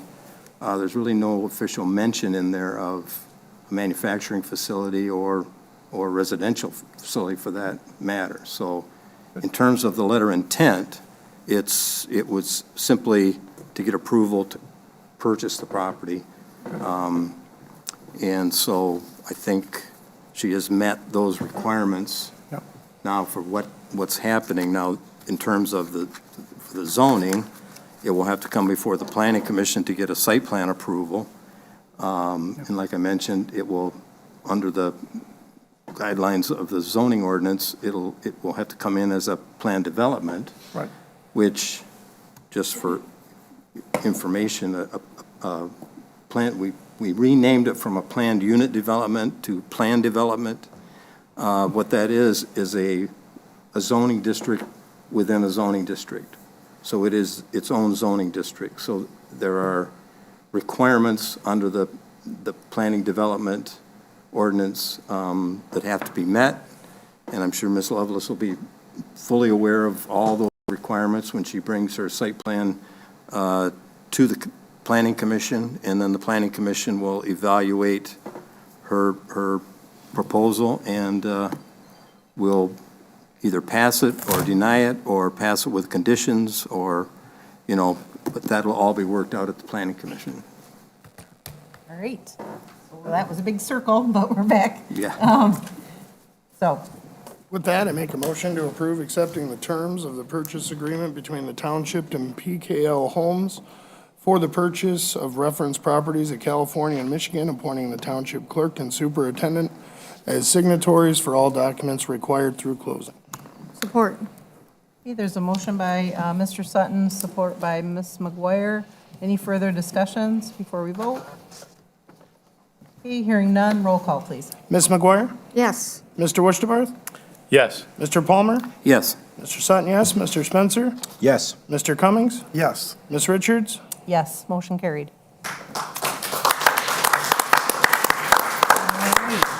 Moving on then to the next agenda item, which is the match on Main grant request. Right. The MEDC has opened the grant window for their Match on Main grant program. As a result of our RRC designation, the township, on behalf of up to 2 small businesses, are now eligible to apply for this grant. Information on the grant program is in the packet for your review. The EIC has designated October 19th as the deadline for local applications. The EIC will score all applicants and designate up to 2 businesses we would apply for. The MEDC deadline is October 28th. I would ask that the board consider approving pursuit of the MEDC Match on Main grant and accepting the businesses nominated by the EIC as the township's co-applicants. So has this already been advertised then to the businesses? Yeah, yes, it has. Okay, so when did that, I'm just wondering for a turnaround time, because we're asking them to reply by the 19th. Yeah, I'd have to double check my my outbox, but it's been at least 30 days ago, a month I'm ago, sorry, I missed a month ago. Okay. And how was it? Was it emailed to local businesses? I emailed it to all the emails that I had access to, Okay. which was a fair share of the downtown businesses. All right. And then, so the EIC is going to receive the applicants and then make a recommendation? Or you're asking us just to approve blankly whatever you're going to be recommending to meet the deadline? Yeah, it's a two-step process. I have to ask your permission to pursue grants. Okay. And then as the second step, we've provided everyone a project intake form, which starts to address the applicant criteria that the MEDC will be looking at.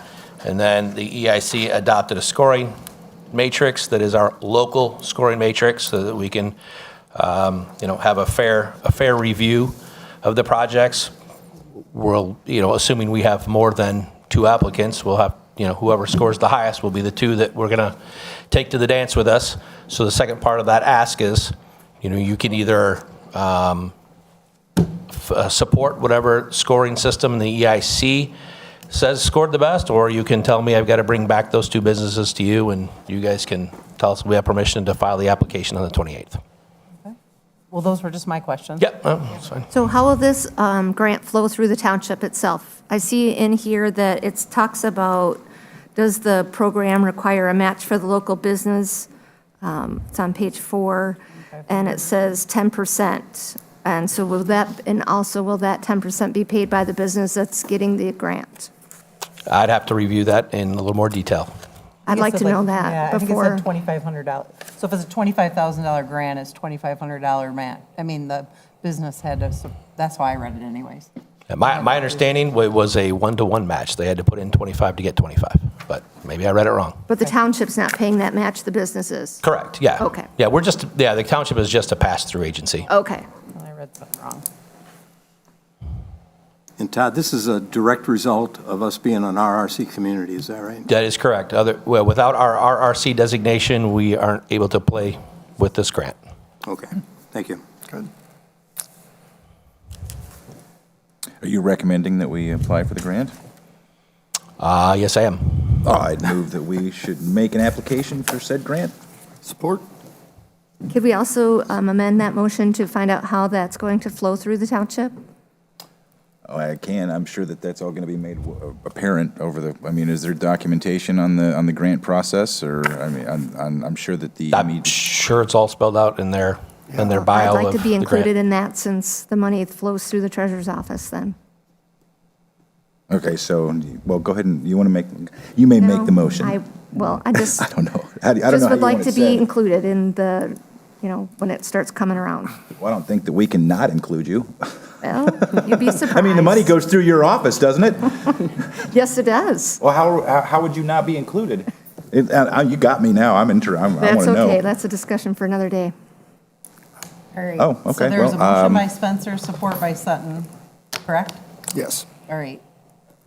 To approve moving forward with two,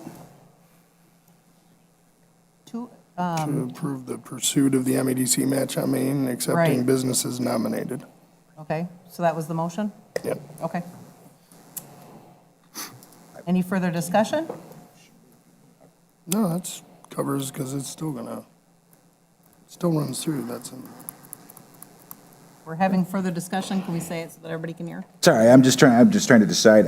Ms. McGuire it seems that she's under the impression that she's not going to be involved in the process of the movement of the I don't think that's money. necessarily it. I think she just wants to, And I just like don't- any other grant flow, we have a checks and balance with our auditors. Right. And we need to make sure that we have a process. Is MEDC going to need it to come in a certain account or whatever? I don't know. This is our first time partaking in this type of a loan since we become RRC certified. Grant. So, Grant, not loan. yeah, that was our whole goal. I mean, I shouldn't say our whole goal. That was part of the reason we applied for RRC is so that otherwise if you're not RRC certified, you can't. I just want to make sure that we address Ms. McGuire's, concerns here, and if she thinks that the money's not going to be, that she's not going to be privy to how the money flows through the township, then I want to make sure that the motion does include something that's going to make her it's going to satiate her So desire it'd be to good to have understand. something maybe that indicate I don't know, grant requirements by MEDC. Just Do you have any? keep me in the loop. How about Okay, that? all right, so keep the treasurer's office in the loop, just That'd be if you great. could I add will that. amend my motion to Okay. keep the treasurer's office in the loop. Okay, Thank you. thank you. You're welcome. And you support that motion then still? Yes. Mr. Sutton? Okay. All right. After that, are we ready for a roll call? Yes. All right, roll call, please. Mr. Palmer? Yes. Mr. Sutton, yes. Mr. Worcester? Yes. Ms. McGuire? Yes. Mr. Spencer? Yes. Mr. Cummings? Yes. Ms. Richards? Yes, motion carried. Good luck. Hopefully, we're successful in getting some of those. Good luck. All right, moving Ms. on Richards, just a point of to, order. Before we go on to art subcommittee purchase requests, I think we amended the agenda under subcommittee to include the railway permit fees as G. We missed it. no, we didn't. That's We it. did it No. under superintendent's report. Oh, at the end I'm of it. sorry. Number 7. Put it under the wrong place, so, Okay. thank you. Yeah. All right, so moving on then to, sorry, let me find my agenda. Number 5, art subcommittee purchase requests. Okay, during the budget planning approval process, the EIC director requested $40,000 be incorporated into the 2022 budget for public art as part of the Place Leap strategies provided by Consultants Place and Main. These funds were ultimately approved as part of Fund 236-266-801.000. Your packet contains a request for the purchase of a 5th and final mural for 2022 to be installed on the US 23 side of Township Hall. This will give us a collage of 3 banners on that wall, making a grand statement on the US 23 corridor using a vinyl decal strategy. The cost for one building is being proposed at 113 South State Street. The decal is not permanent and is designed for a 4-season theme. The subcommittee has verbal agreement from the building owner. The cost proposed shall not exceed $1,080. While the budget has been approved, expending the funds requires township board approval. Okay, so there's 2 separate components here, correct? Yes. All right. So we're talking about the window decal first? Yes. Okay. So the window decal actually doesn't block the whole window, it's just like the bottom part? Is that what I'm, Yep. Depending on the size, it looks like. yeah, because it's either 5 feet or, do you know how big that window is, Todd? How tall? I do not, actually. I guess in theory, I I would mean, like it's to block the- probably yeah. 7, that's close to 8 feet, because the door frame height is somewhere around 6'7", 6'8", my guess, and so another foot above that. Right. I'm kind of comparing it to like Alpena Kona Credit Union on the corner, where they take the whole window and quote unquote block it out or advertise theirs. I personally wouldn't mind seeing the whole thing, you know, so that you're not seeing anything behind, you're seeing a full display, but that's just my 2 cents, like all the way across. Are you recommending the top one or a different one? Well, it wouldn't really be any 3 of these. It would be more expensive than the top one at 5 feet if you, unless, you know, I don't know how they can enlarge it to go across, but just. Oh, I see. Yeah. You're trying to fill the entire glass window. Yeah, I I just see. feel like it would make it more complete to have, because otherwise you're still, you know, going to be able to see, I know what you're trying to achieve, and you're still, you know, not blocking everything that's there. And this is a decal that can come off, right? So it's like Yep. kind of, sorry, I talk with my hands. So, you know, it's kind of like you put it on and then, you know, like a window cling, only fancier, So it's right? removable. And so it can come off. Yeah, so different than what we've pitched in the past about refurbishing murals, and, you know, we've kind of talked about, well, that's permanent, what happens to the building, and, you know, this is quasi a temporary strategy, because it can be removed and. Right, I think it's a great, I know, you know, in the past, we've even talked about, you know, putting signs up that say this building isn't empty, it's full of opportunities. You know, and having a sign that says that, you know, call and, you know, have a number on there or whatever. But I think the idea is great. I guess I would just like to see it go all the way to the top, so the full, you know. So I Can guess you- I'm supportive of the 5-foot tall, but would even go bigger. Can you reuse it? I'd have to ask Oh, Sharon. pretty tricky. I don't know that they can be reused, to be honest. Yeah. Is Pretty the tricky. building owner paying a portion of this $1,000? That is not the proposal on the table. We do have his verbal consent. I know there was an agreement written up. I wasn't able to come to the meeting with a written authorization, but I know we've had dialogue with him. And the subject of co-paying has not been addressed, so. Do you know if this building is in compliance with our vacant building registration ordinance? I'd have to check on that for you, too. I do not know. Because I have a bit of a problem with the township paying, these decals look nice, and don't get me wrong, it would be an improvement to have, these things in these vacant buildings, but we enacted a vacant building registration ordinance, not as a punitive thing, but to try and work with these vacant building owners to get them occupied and to incentivize the owners to do something with the buildings. Yep.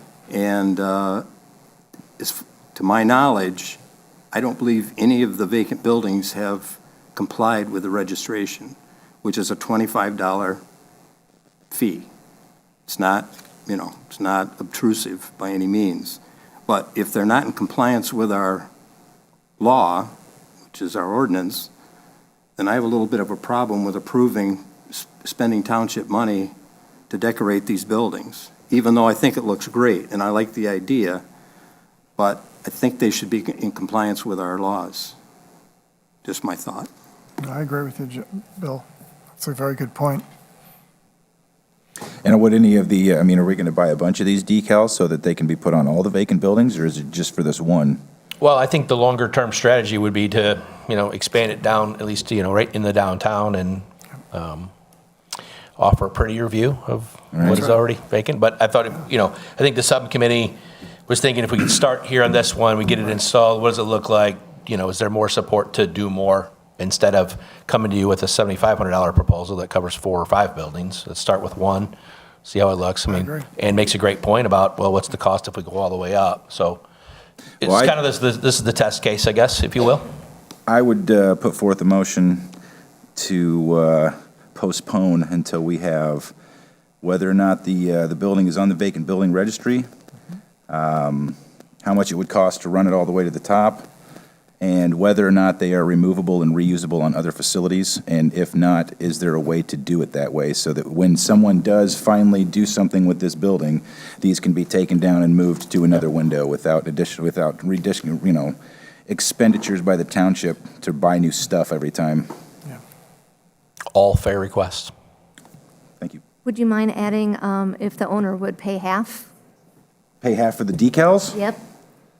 I would amend my motion to include the question, if the owner would pay half, but I would say that I think the board should retain the ability to say yes or no, irregardless. Support. So there is a motion by Mr. Spencer and support by Mr. Cummings. Yeah. To basically, the building, vacant building registration, make sure it's registered. I don't know what all comes besides paying the fee. I'm assuming there's other things that they have to comply to.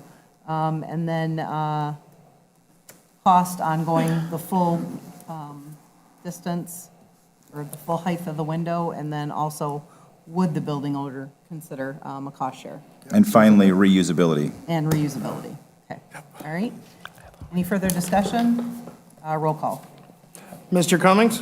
Yes. Mr. Palmer? Yes. Mr. Sutton, yes. Mr. Wishbarth? Yes. Ms. McGuire? Yes. Mr. Spencer? Yes. Ms. Richards? Yes, motion carried.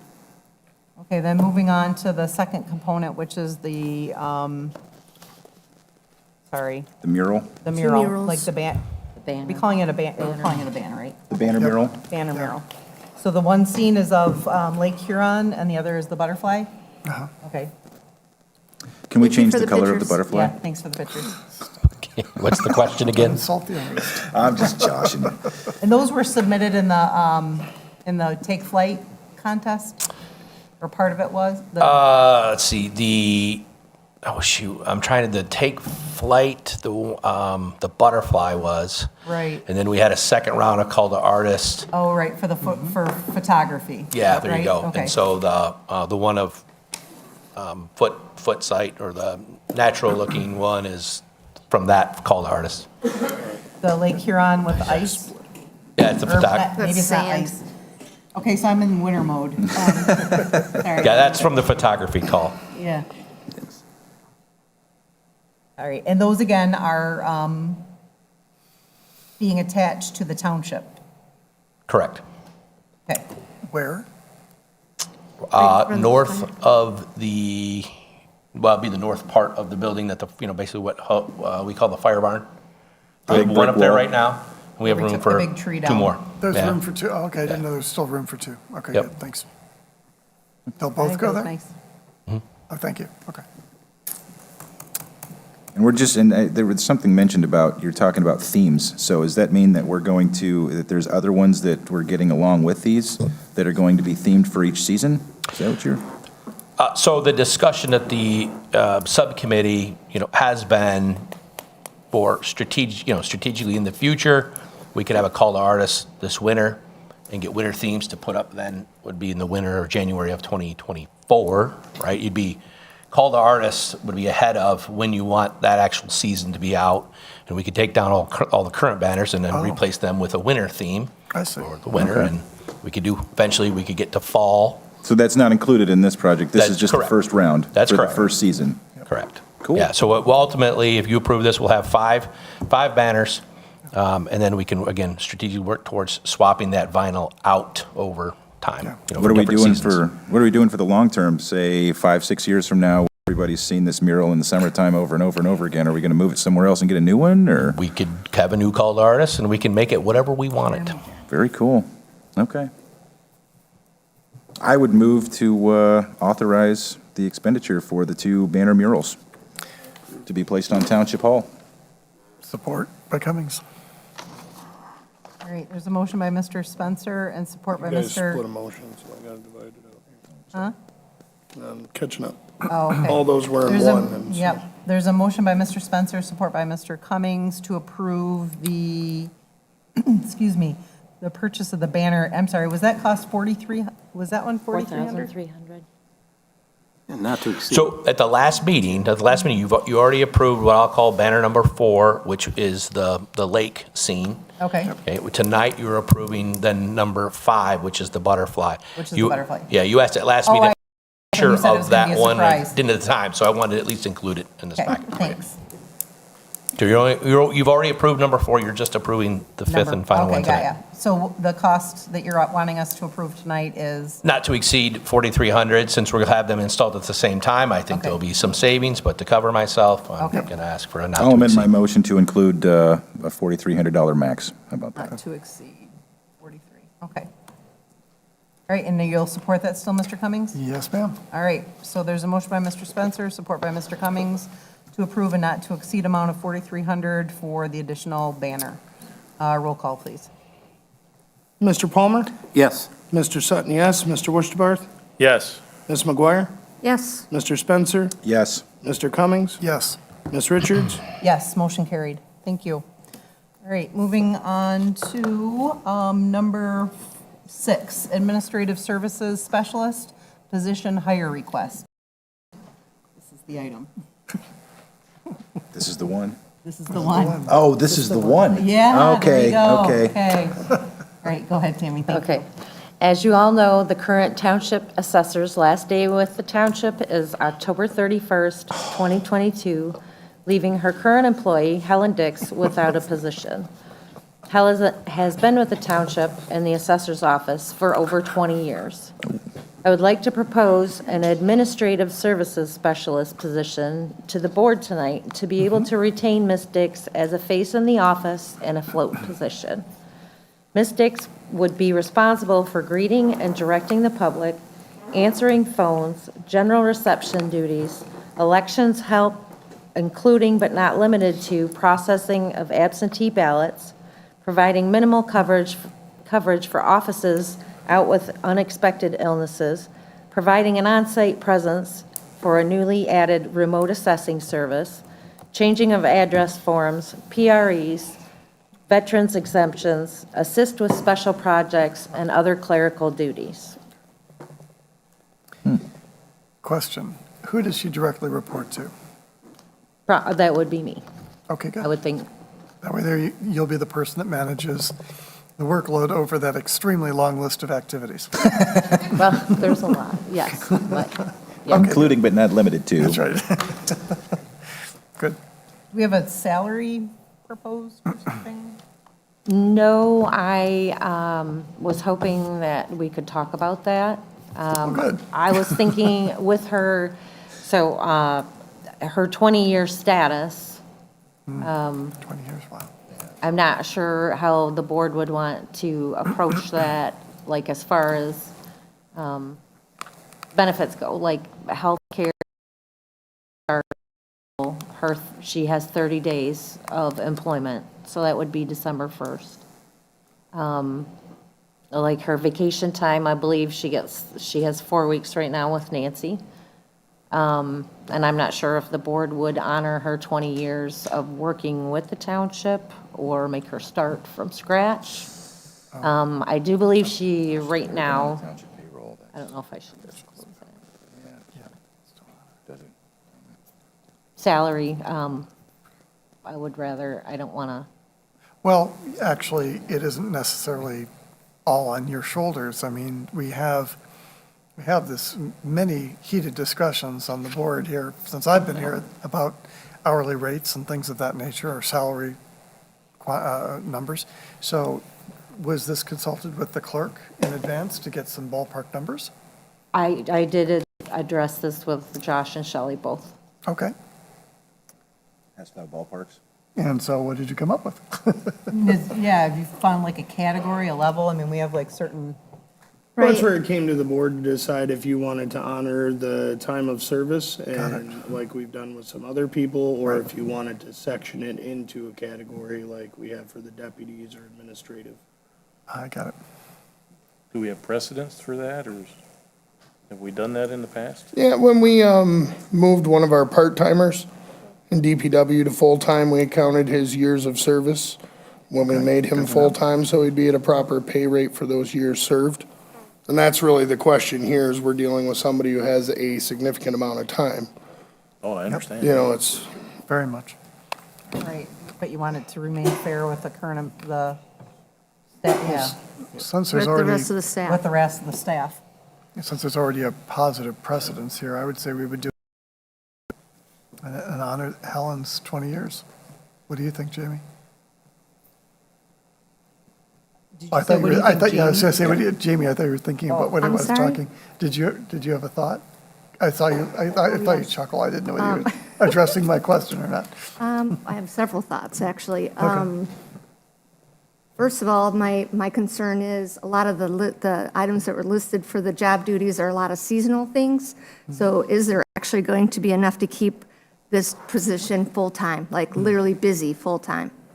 And my next question is, where are we getting the funding for this position? And are we offering the benefits along with the full-time package? I guess you want to take that into consideration in my thought, when you're doing the salary on top of it. Well, since there is a new position, I think that has to come out of the general fund, I would imagine, right? That's where else it's going to come from. That's a good question, but where from in the general fund? I think we need a little bit of a subcommittee here to hammer this out. I don't have any information in front of me for the different steps for employment things or whatever, so I feel like I really can't make an informed decision. You know, I mean, yes, she's worked with the township. I mean, again, I'm trying not to, I don't mean any disrespect to Helen whatsoever, but we need to look at this as a position as well as, you know, I mean, we need to, you know, Helen might be with us for 5 years, 10 years. She might have something that comes along tomorrow. If we've created a position, we need to make sure that that position can be funded and that we know a clear job description for it. So I Right. just feel that we need to kind of probably sit down a little bit and, Look at the level of pay Look and at the- yeah. what everybody else is at in the building, and the job duties that are required, and take that all into consideration when you're establishing the salary. And then come back with a recommendation, so, would be my thought.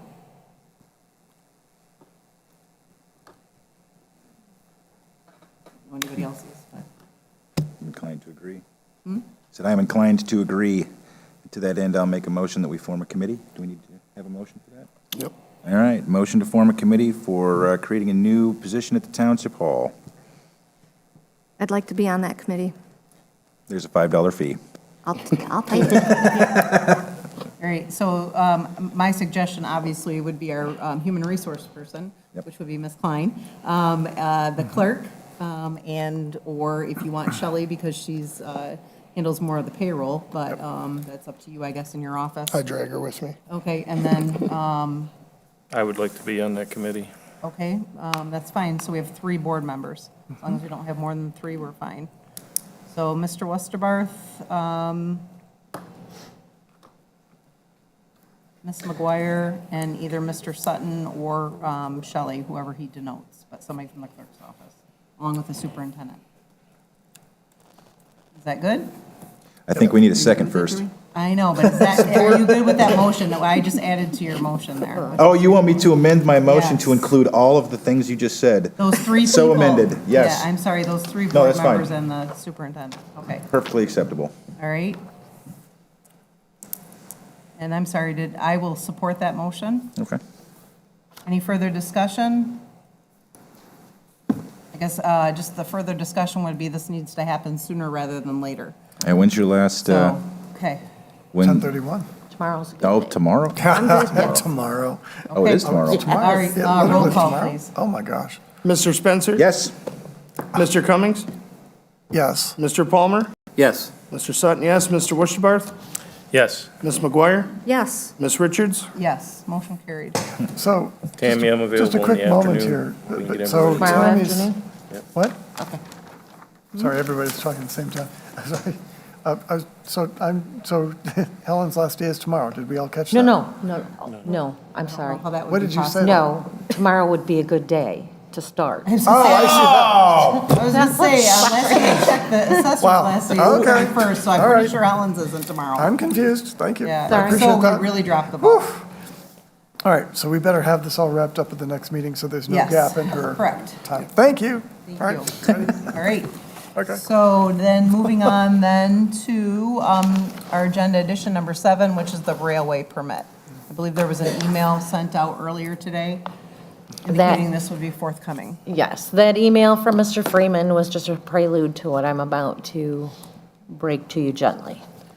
So, at the July 25th and August 22nd meeting, the Township Board approved 3 railway easements for 10 years at the cost of $2,500 with admin fees of $750 at the engineer's direction.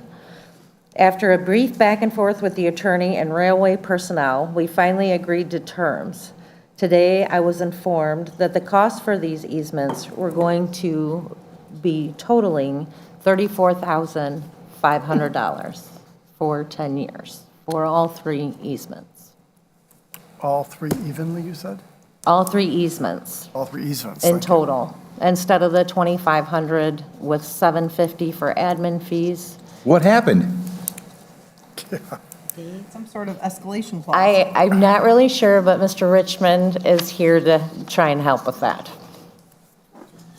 Dave Richmond from Rowe Professional Services. I'm not 100% sure myself. There was a misunderstanding. There was a $2,500 fee that was presented to us. It was assumed at that time, or was thought at that time, that it was for a 10-year period. The $2,500 turned out to be for 1 year. And so it was $10,000 then for a 10-year period. So is the $20,000 amount still correct, or is that wrong as well? For the lifetime? The lifetime is still $20,000. And this is, Begin with, Jeremy. I know, right? So what do we do? and this is all refundable through C2R2, through the grant funding. That's a question I have, because when we asked Rick about that, when he came up to present the last time, he said this, only a percentage of this was refundable. That's why we reduced it down. Right. Today, in having conversation back and forth with Rick, based on what C2R2 will cover is it's all permit fees, and this is considered a part of the permit fee to have this easement. So that would be reimbursable, is my understanding, 100%. 100%. Well, Can we get that in writing? Jeremy and I were pushing so hard for the 100% from the beginning. Oh, It was yeah. only because of the other limitation on reimbursement that we notched it down, I think. Yeah. I'd like to reevaluate the permanent Absolutely. lifetime. Is that, can we make We a don't have to motion? keep going with this. It's not like those railroad tracks are going away anytime soon. I mean, really. What Tammy, is is this Rose's holding opinion anything? on that? I mean, do you have an Pardon me? opinion that we would? My opinion would be that since if it is all completely refundable, which is what we're under the understanding is today, All right. that the lifetime would be the better way to go. Thank you. Because at 10 years, you're going to have to come up with that additional money. Exactly, that's right. And probably more. Oh, yeah, because it's only going up. It's, That's I right. haven't seen anything go down for, Now, please. We have a small cushion. Most of that money, the C2R2 funds, are spread out to cover the rest of our water main phases. So 60K? I'm not sure what that number is, actually, of our cushion. Rick, hold on. There is contingency monies that in the 9.6 million that we've got in the funding for the C2R2. There is contingency monies that was put into that. We have excess money in that 9.6 million. That's great. How much excess? That's what. I mean, ballpark, it doesn't have to be exact, but if it's only 20K, then it would. Right. Well, so the total obviously would be 64. 60 for all three, yeah, for a Instead. lifetime. It'd be 60, yeah, it'd be 64.5 would be the total. 64. Oh, with the additional administrative fees. Because you've got the administrative Yeah, fees for each yeah. one. It just keeps getting bigger. Keeps getting bigger. Tax and excise tax. So is And this, we would need to do appropriations as well, because this is an unplanned for expense, just so you're Okay, aware. so is that something we should do now, or? Tammy, I have a question. So is this something that can be brought to the next meeting where the i's are dotted and the t's are crossed and we fully understand, or is this holding something up? No, this will definitely, This correct is me if I'm impacting wrong here, but construction this right is holding up construction, and I don't want to be that person. We have been going back and forth with the railroad company now for, I think, 2 months, 3 months, trying to get this resolved. Where can we appropriate the money from? So first answer is, Rick just said we have $1 million in contingency. So we The email can you do sent that. earlier today indicated that they agreed to an additional 1 million, which will provide contingency and possible increases in bid prices for the next round of projects. That should cover it. Yeah. But that doesn't mean we have the money, we don't have the money in our accounts, yeah, so we have to. We would appropriate. have to appropriate funds. Right. And then, so that we'd have to make a motion to appropriate the Yes, we funds, would. move it, Nice. Amend the and budget then amend the with the budget, and then move it back when the 64,500. reimbursement funds become available. Yes. Okay. So, do we have 60K in one of the general fund accounts that we can utilize until it becomes available through the grant? I will have to ask the powers that control the money. I'm sorry, I missed your question. Is there, do we have $60,000 that we can appropriate from one of the general fund accounts to take care of this so that we can pay for it now and stop hindering construction and then repay that money when it becomes available through the grant funding?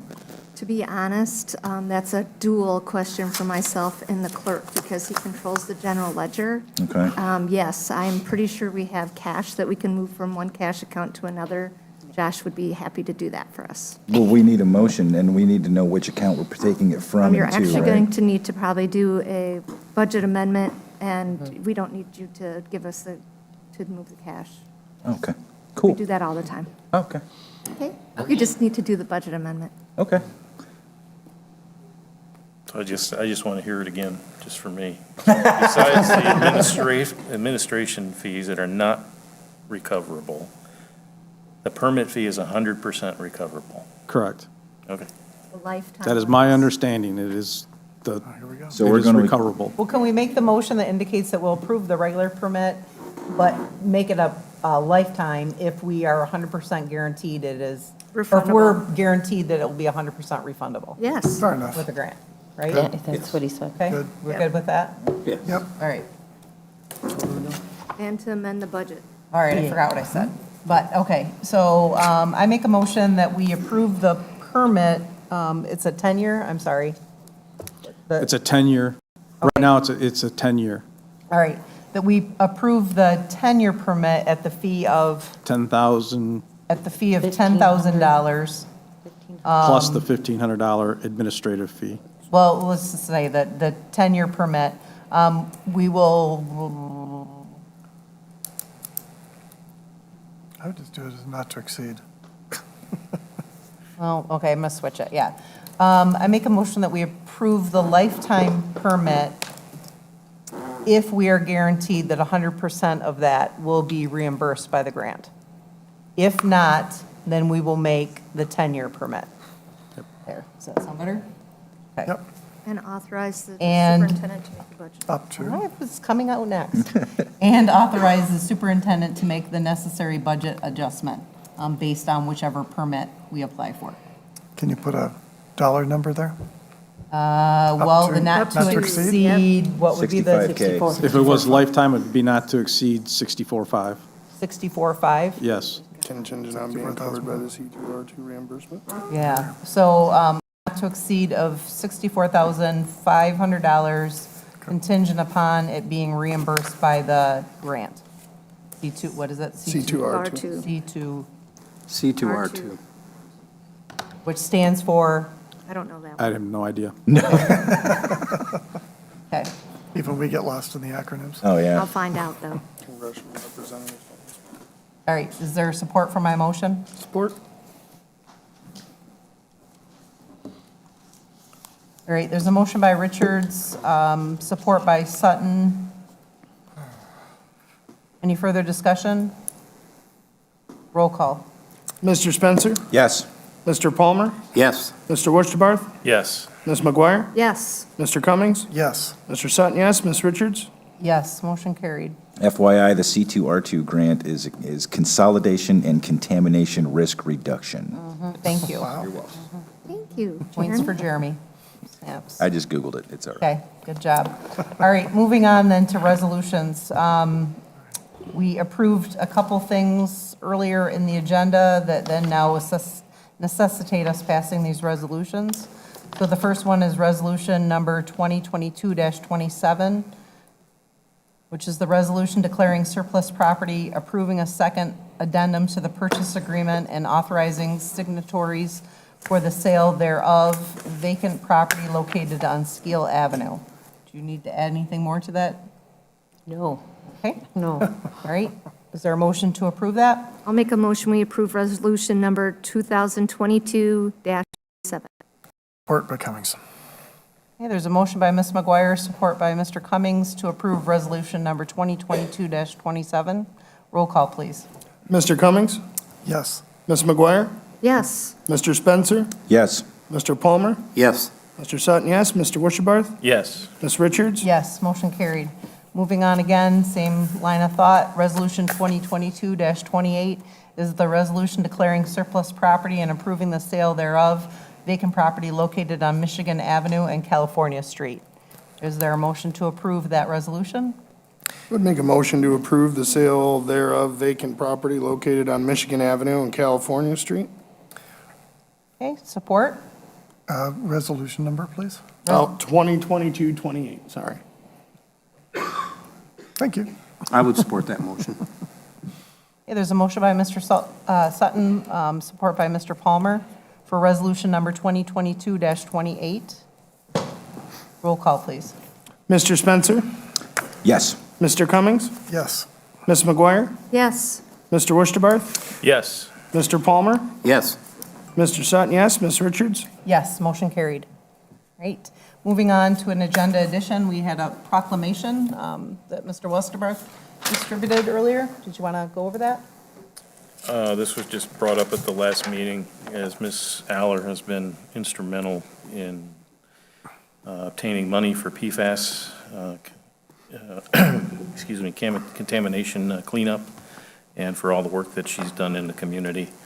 I just had this put forward from members of the NOW group that they would like to Oscoda Township to formally recognize her before she leaves office here the 1st of the election's the 1st of November, so just putting it there for consideration, doesn't have to be passed tonight, but I think it should be passed by the next meeting with any wording that might be changed, recommended, and I would ask that the superintendent manage this on behalf of the board.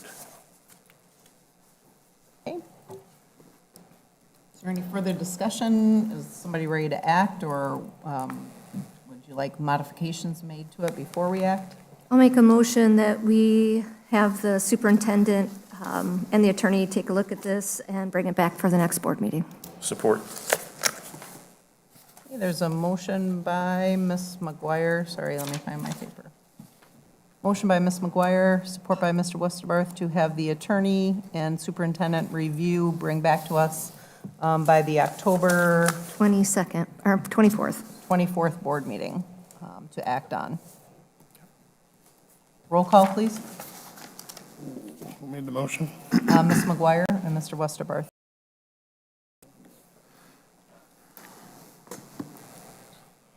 Ms. McGuire? Yes. Mr. Worcester?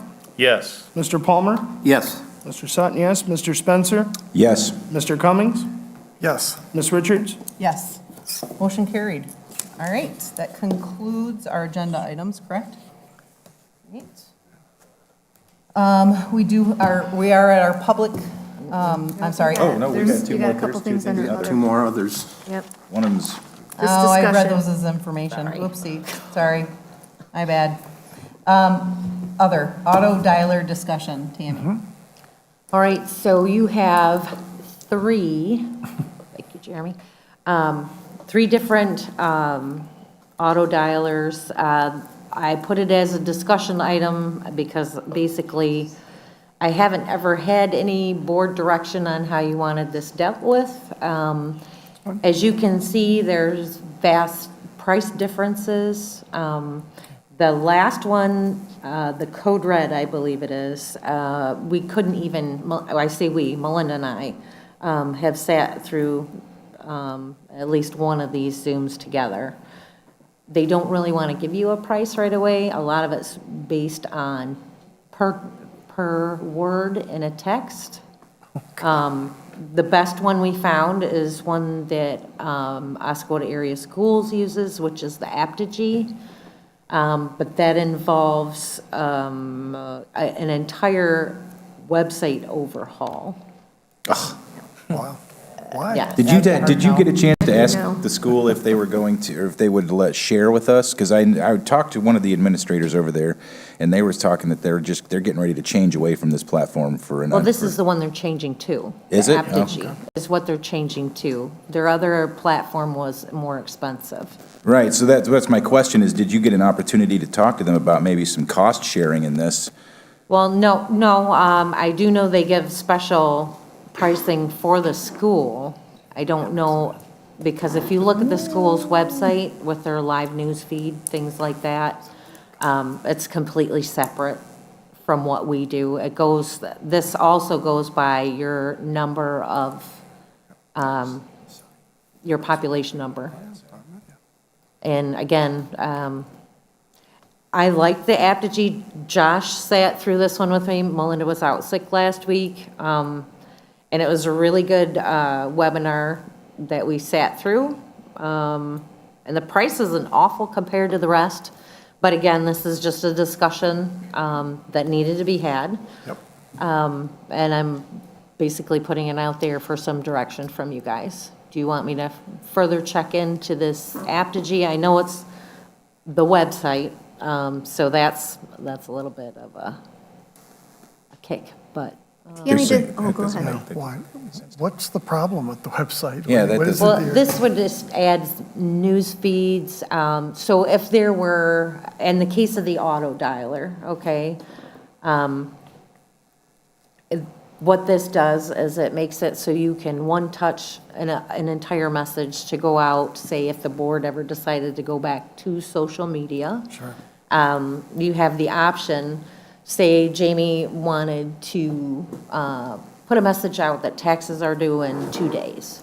She could literally go on there, type her message in, do a click on each place she wanted that message distributed, whether it be a text message, a voice call and putting it on social media, and a live feed that shows up on the website. She could do that with just that one message, clicking those, and it's sent out everywhere. And with Apogee, is there a per character cost on that as well, or is that just an overall? No, it's a flat, an annual fee of $6,900. 6,900? Yes, $6,900. Oh, that's not bad. I thought it was going to be like 30, 40K. No, and the only reason that they have to change the website is so it works with the push notifications and the mobile app. So it's all built, that's why they'll integrate our website, how it is, into the new one, and then build those other functions off of there, so it's all, like she said,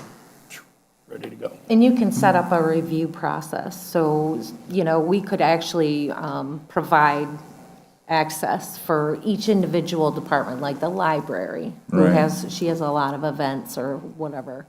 And you can set it up to where those can be reviewed before they're posted. So Well, we it's could not also like- set up a subdomain, like alerts.oscoda.township.mi.gov, so that that's completely separated, so we don't have to redo the website that we just finished. Sounds like a good idea for a subcommittee. Yeah, sounds like a good thing for Yeah, good. Jeremy. Jeremy and Tim, I vote. And Mr. Dickerson and Miss Klein. Yep, there you go.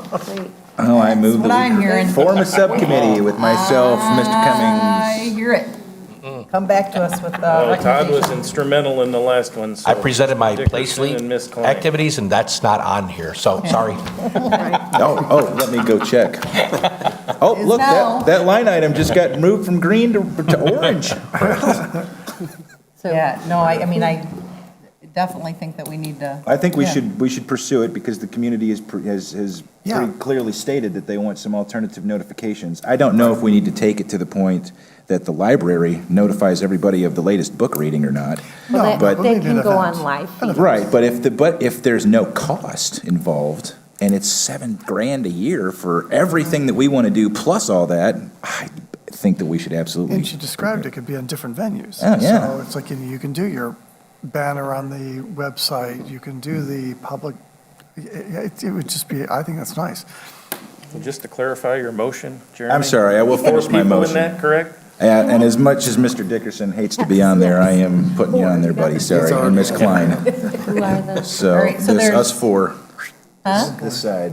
There you go. Okay. Mr. Spencer, Mr. Cummings, Ms. Klein, and Mr. Dickerson. There you I go. will support that wholeheartedly. Okay. Will you also And look, Mr. Woosterbarth. No? No, he was just supporting the motion. will you guys also look alternate. at BSNA and what they can, what you can use through them that we're not utilizing also? We do have email capability and things like In that. regard to Does it do notification. texting and does it integrate with the website? Yeah, I wouldn't think mind it looking would. at it, maybe we can, I think we should, since we already have those programs.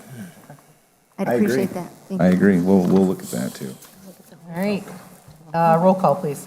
Wait. Who made the motion? The motion was made by Mr. Spencer, support by Mr. Westerbarth to form a subcommittee with two at the end. So Mr. Spencer, Mr. Cummings, and Ms. Klein and Mr. Dickerson. Yes, the two of the. All right. Mr. Woosterbarth? Yes. Ms. McGuire? Yes. Mr. Cummings? Yes. Mr. Sutton, yes. Mr. Spencer? Absolutely. Mr. Palmer? Yes. Ms. Richards? Yes. Motion carried. All right. Thank you, task team. Moving on then to new patrol officer hire request. All right, so you have a memo from Chief David requesting to fill our current vacancy on the department by hiring Mr. Kyle Burkmeyer.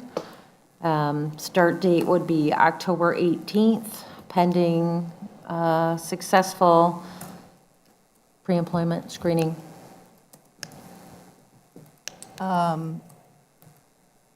We just keep snabbing people from Alcona County. Are they not hiring right now, or? He's the only application we received. No, I know, that's fine. I'm just wondering, is Alcona County not hiring full-time?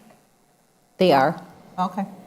So we must We maybe just offer have better more? benefits. We have better benefits. Just asking.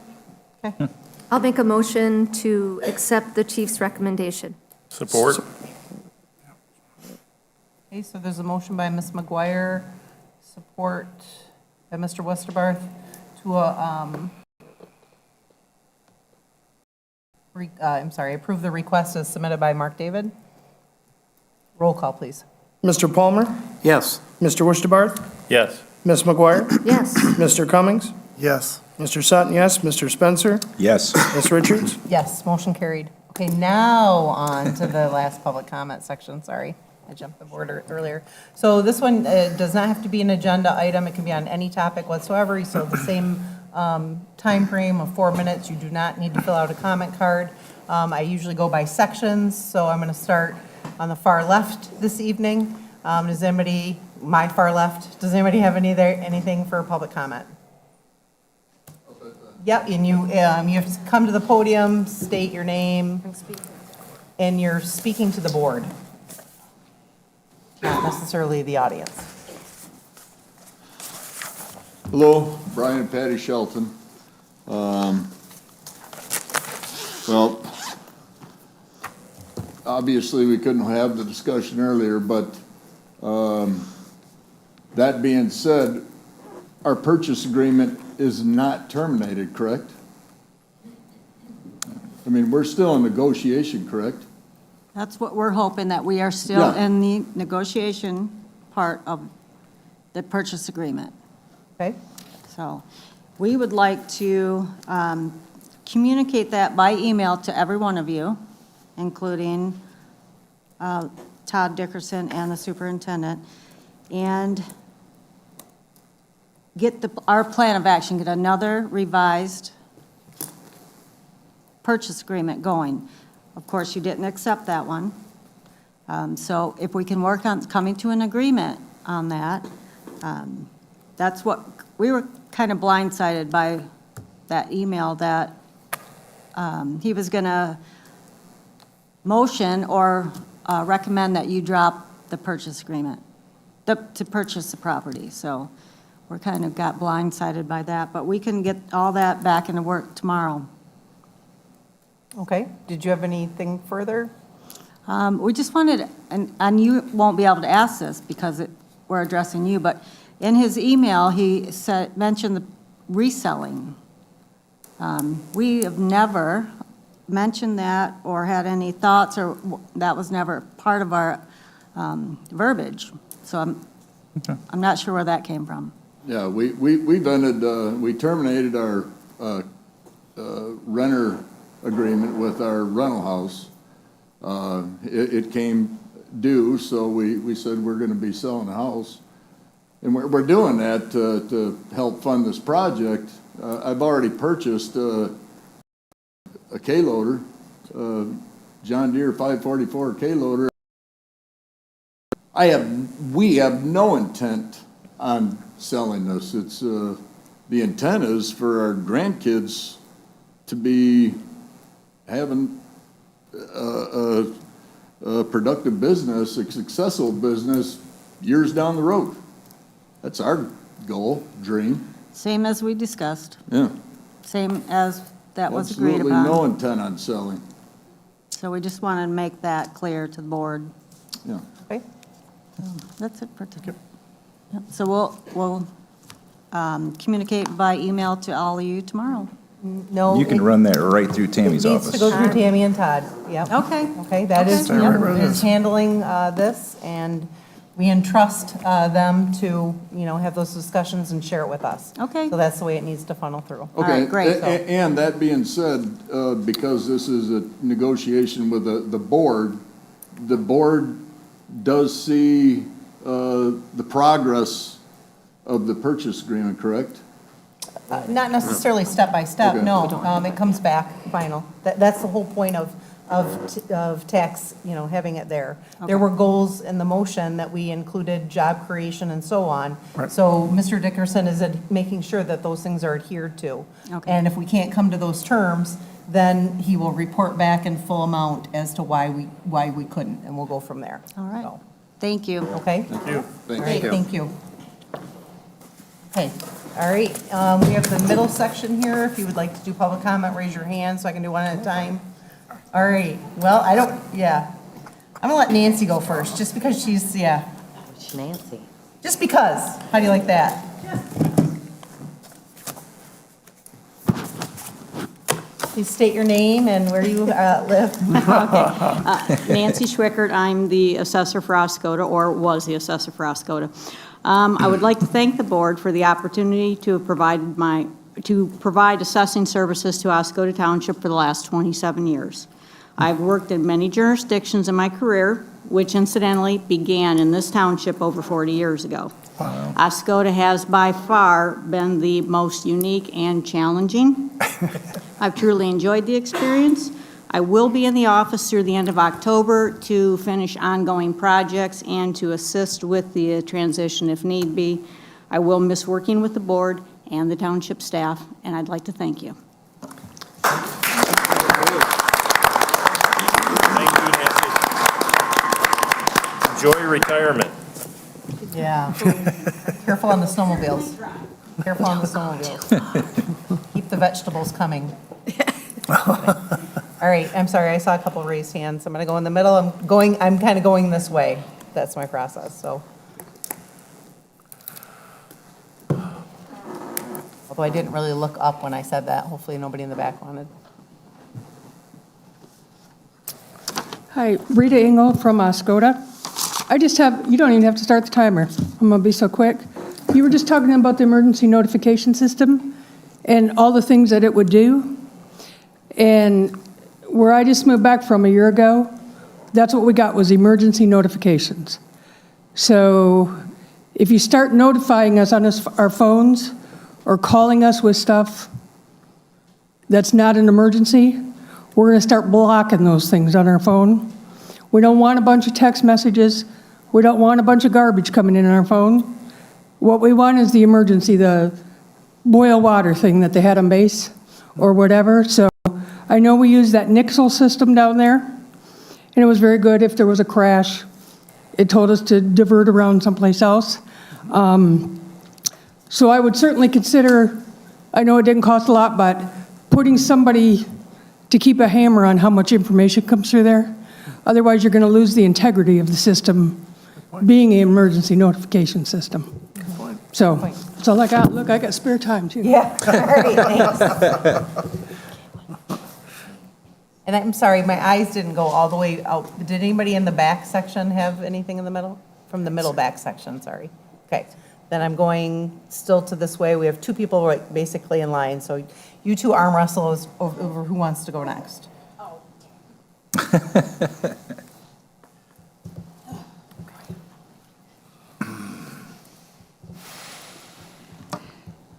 Off-center topic of what was on the board tonight. I just really wanted to make a statement to the community to please try to be respectful of community members. I was very disturbed this weekend to see comments of calling other members of the community aliens.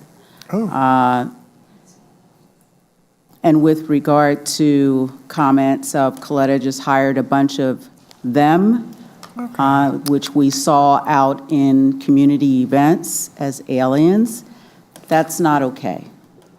We're a collective community. We're supposed to care for one another. We can agree to disagree, but it's really important to just be respectful. And that's all I want to say. Okay, thanks, Nancy. Nancy?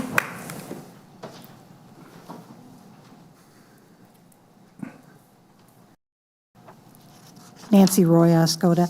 I was going to ask and have that clarified, that auto dialer was indeed what you were trying to do with the boiler, boiling water notices, et cetera.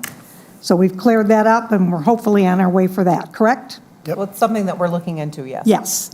Okay, the other item, and we spend a lot of money on art, but I would like to put this suggestion in your minds that it would be nice to have maybe a Babe the Blue Ox carved and placed next to Paul Bunyan in our park downtown. And it would be nice to be able to use some of that money that we're using on art to commission a Babe to sit next to Paul. So I throw that out to you folks. That's all I have. All right, thanks, Thank Nancy. you. Okay, and last call for the middle section. Comment? My knees are bad. Can I talk to you from here? Does that microphone move at all, Todd? I can holler loud enough. Okay. It's for the more people just at home. It's for the For the audience. audience. You can just like put, yeah, okay, go ahead. My problem. Could you state your name, please? Could you state your name? Edward Davison. Okay. My problem is there's not enough information for people who own real estate or businesses or want to improve their property, want to build additional rental places. We don't know anything about this rocket ships coming into the Oscoda. Supposedly, I heard there was 6,000 people coming. Now, you guys don't say anything, nobody says anything. They got us all excited a couple, 3 years ago, and now there's nothing. So I wish somebody would say, forget about it, you're not gonna get anything. Or, it'll be here in a year. Something, it's definite. Okay, is that your question? That's it. Okay, all right, thank you. I will address that in my board comment. Last section. All right, please come forward.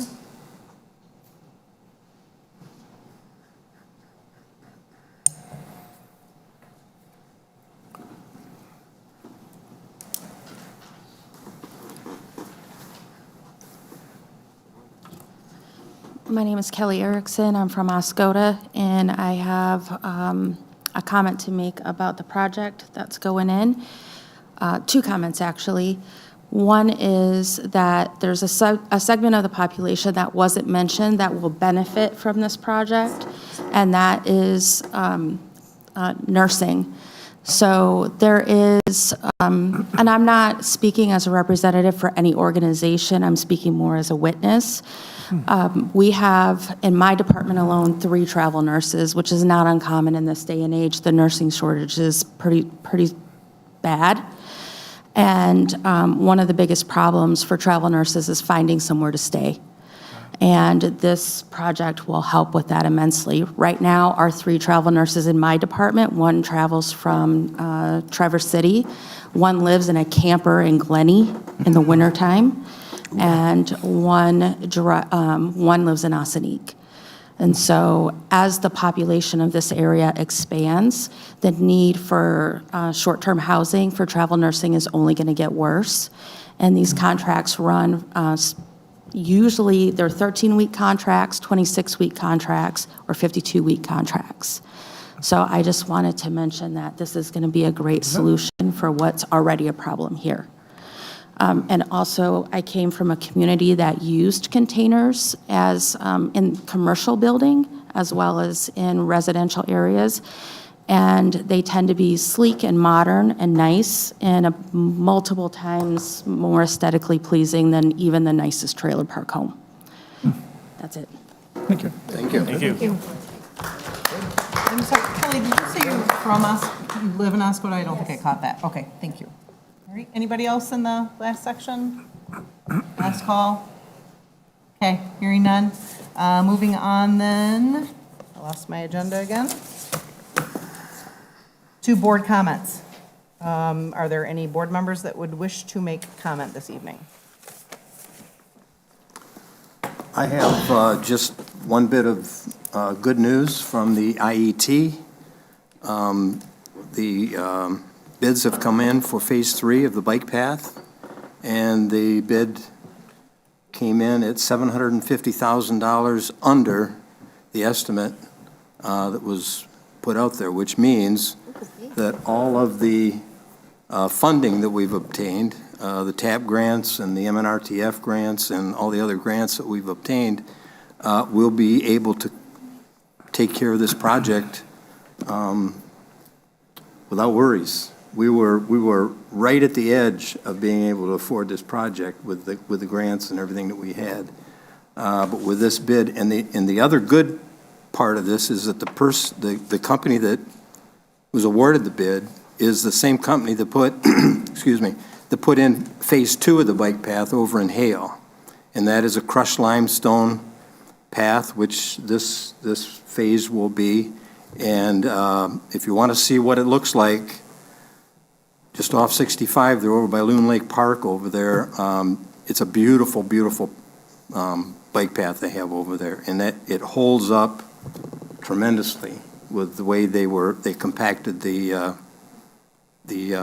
it's a special type of stone that they use in that. So I just got that word from Fred Lewis, the IET, on Friday that the bids went out and they came in under, which is kind of a surprise given the cost of things nowadays, but to come in under $750,000, less than what was originally thought, is good news for the township. So the work will start on that under the guidelines of the U.S. Forest Service and Fish and Wildlife. We can't start until November 1st, but I believe they will be ready to go. He's shaking his head yes, that they'll be ready to go as soon as we get into November. So the path will begin. They'll start clearing the area, and hopefully we'll have a bike path by next year. So, yeah, that was good news.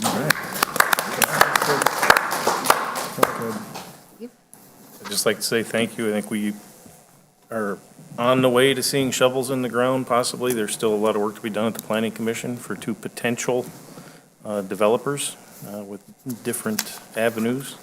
So we appreciate the investment of the township, the potential investment, and I look forward to seeing shovels in the ground, because it's definitely a need that needs to be addressed now for this community to grow. So thank you. Yes, thank you to you.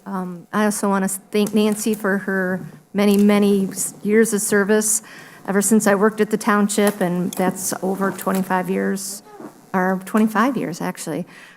So thank you for all your help when I was first treasurer. You've always been easy to talk to and very helpful over the years, and you are definitely going to be missed, for sure.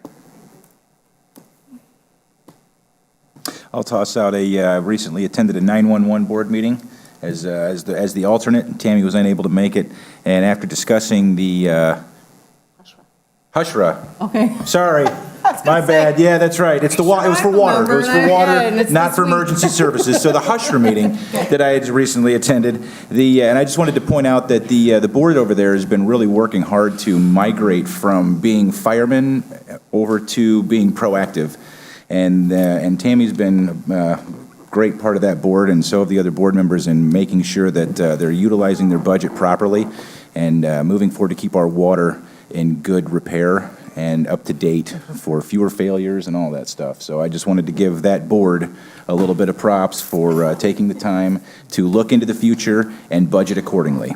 So, Nancy, I want to thank you very much as well. It's been a pleasure working with you. It's been very easy to work with you, whether it was as a resident or on the board. You and your staff have been professional to the nth degree for as long as I've known you, and thank you very much for your service. It's been much appreciated here. That's it. Thank you. Josh? I would just like to say you're going to be missed, Nancy. I've had the pleasure working with you not just here, but in other townships, and I know you'll still be out there and around, but definitely a resource. Thanks for all your help, not just here, but in other townships and on other matters. And I hope you really enjoy your retirement, and I really want to thank you for the extra year you have given us of your retirement. Yeah. So we might would wanna like to change see the you number. out there enjoying it now, so. you might stop by the office every now and again just to wave and smile. I told her we're not interrupting her when the snow's on the ground, because she didn't get to snowmobile last year, so. Yeah, I guess I just wanted to briefly, I don't really have an answer to your question, sir. This is not an application that Oscoda Township is doing or the Airport Authority is doing. It is being done by a private entity. They have an application, we've been told a couple times, that has been submitted, and it is under review. That application is with the FAA, and they said they're trying to move at the speed of business, not the speed of government. But they still are indicating it's 18 to 24 months for that application. So that's all I can tell you. We don't have anything besides that. If in fact the state of Michigan gets the horizontal launch, apparently it'll still go at our location. But right now we don't have any concrete answers or actually what they really want from us as a community. So this is not a question and answer, I'm responding to your question. We don't have any further answers than that. So, I got a question. what's that question? The question is, I hope that you guys, I know you've asked for direction from them. How about, what are your goals? What are you going to do in Oscoda? What kind of things, I heard about the oxygen chamber that was supposed to be built. It's supposed to be a big $1 million deal. None of that has started, so, that's at least a year or so away before they would do anything. So that hasn't started. You understand what I'm saying? I understand what you're saying, and again, that is out of our hands. We as a community are not funding that. That is private investment, and that is an application process. So we have. But they're using us. Well, whether that's They're exactly, using us like putting sir, us on a please. I am telling you, we are trying our best to have them set forth some actual concrete things. We welcome them, but we need to know what they want from us as a community. So we will continue to do that, but we are not holding up the process whatsoever. So that's all I can say. Well, we are doing what we can do. That's all we can do. Yeah. So. Well, it sounds like you know nothing. Well, I think I know more than you do, but, It's which not is our not a lot. We're being told that they are making the application. That's all I can say. Yeah, it's done by Mama, isn't it? Isn't I mean, Mama? it's Yeah, I mean, not it's our, this is out of our purview. animal. So with all due respect, thank you. Thank you. And so what's supposed to happen? You're done is now, they- sir. They come in, Sir, you're done. You're going to have Done. all these permits for all these buildings. Sir? Using our roads, using our sewers, and we don't know anything. Okay. Ma'am, you're not doing your job. Okay, thank you. I appreciate that. All right. So with that, I would also like to thank you, Nancy, personally, for everything that you've done for the community for 25 years. It is, and then some. Or is that like 27? 27 years. 27 years, yeah. We obviously cannot continue the same service where somebody just walks in and gets instant answers. It's going to be a learning curve for our community, and hopefully everybody is respectful as we kind of reconvene and figure some things out. So, but again, thank you for everything you've done, and I suggest you change your number. And maybe, because I have a feeling we'll be reaching out a few times. Address. Yeah. Nancy, we'll see you on the trails this winter. Yeah, enjoy, get out there and enjoy. I can see now. Hey, are you Nancy? Can you answer a question for me? Yeah, I just got one, but. Oh, my gosh. And, I did want to add, again, that gentleman just kept going and going. We would love for the space thing to come here. We will welcome them when they tell us exactly what it is that they need. Right. That's all we can do at this point in time. So whether or not you think I'm doing my job or not, we have a lot of people that are working on this with the airport authority and so on. So we're doing our best to hold their feet to the fire. So with that, I would take a motion to adjourn at 9:58. You got it. Thank you. Sweet. Yeah, me too. That was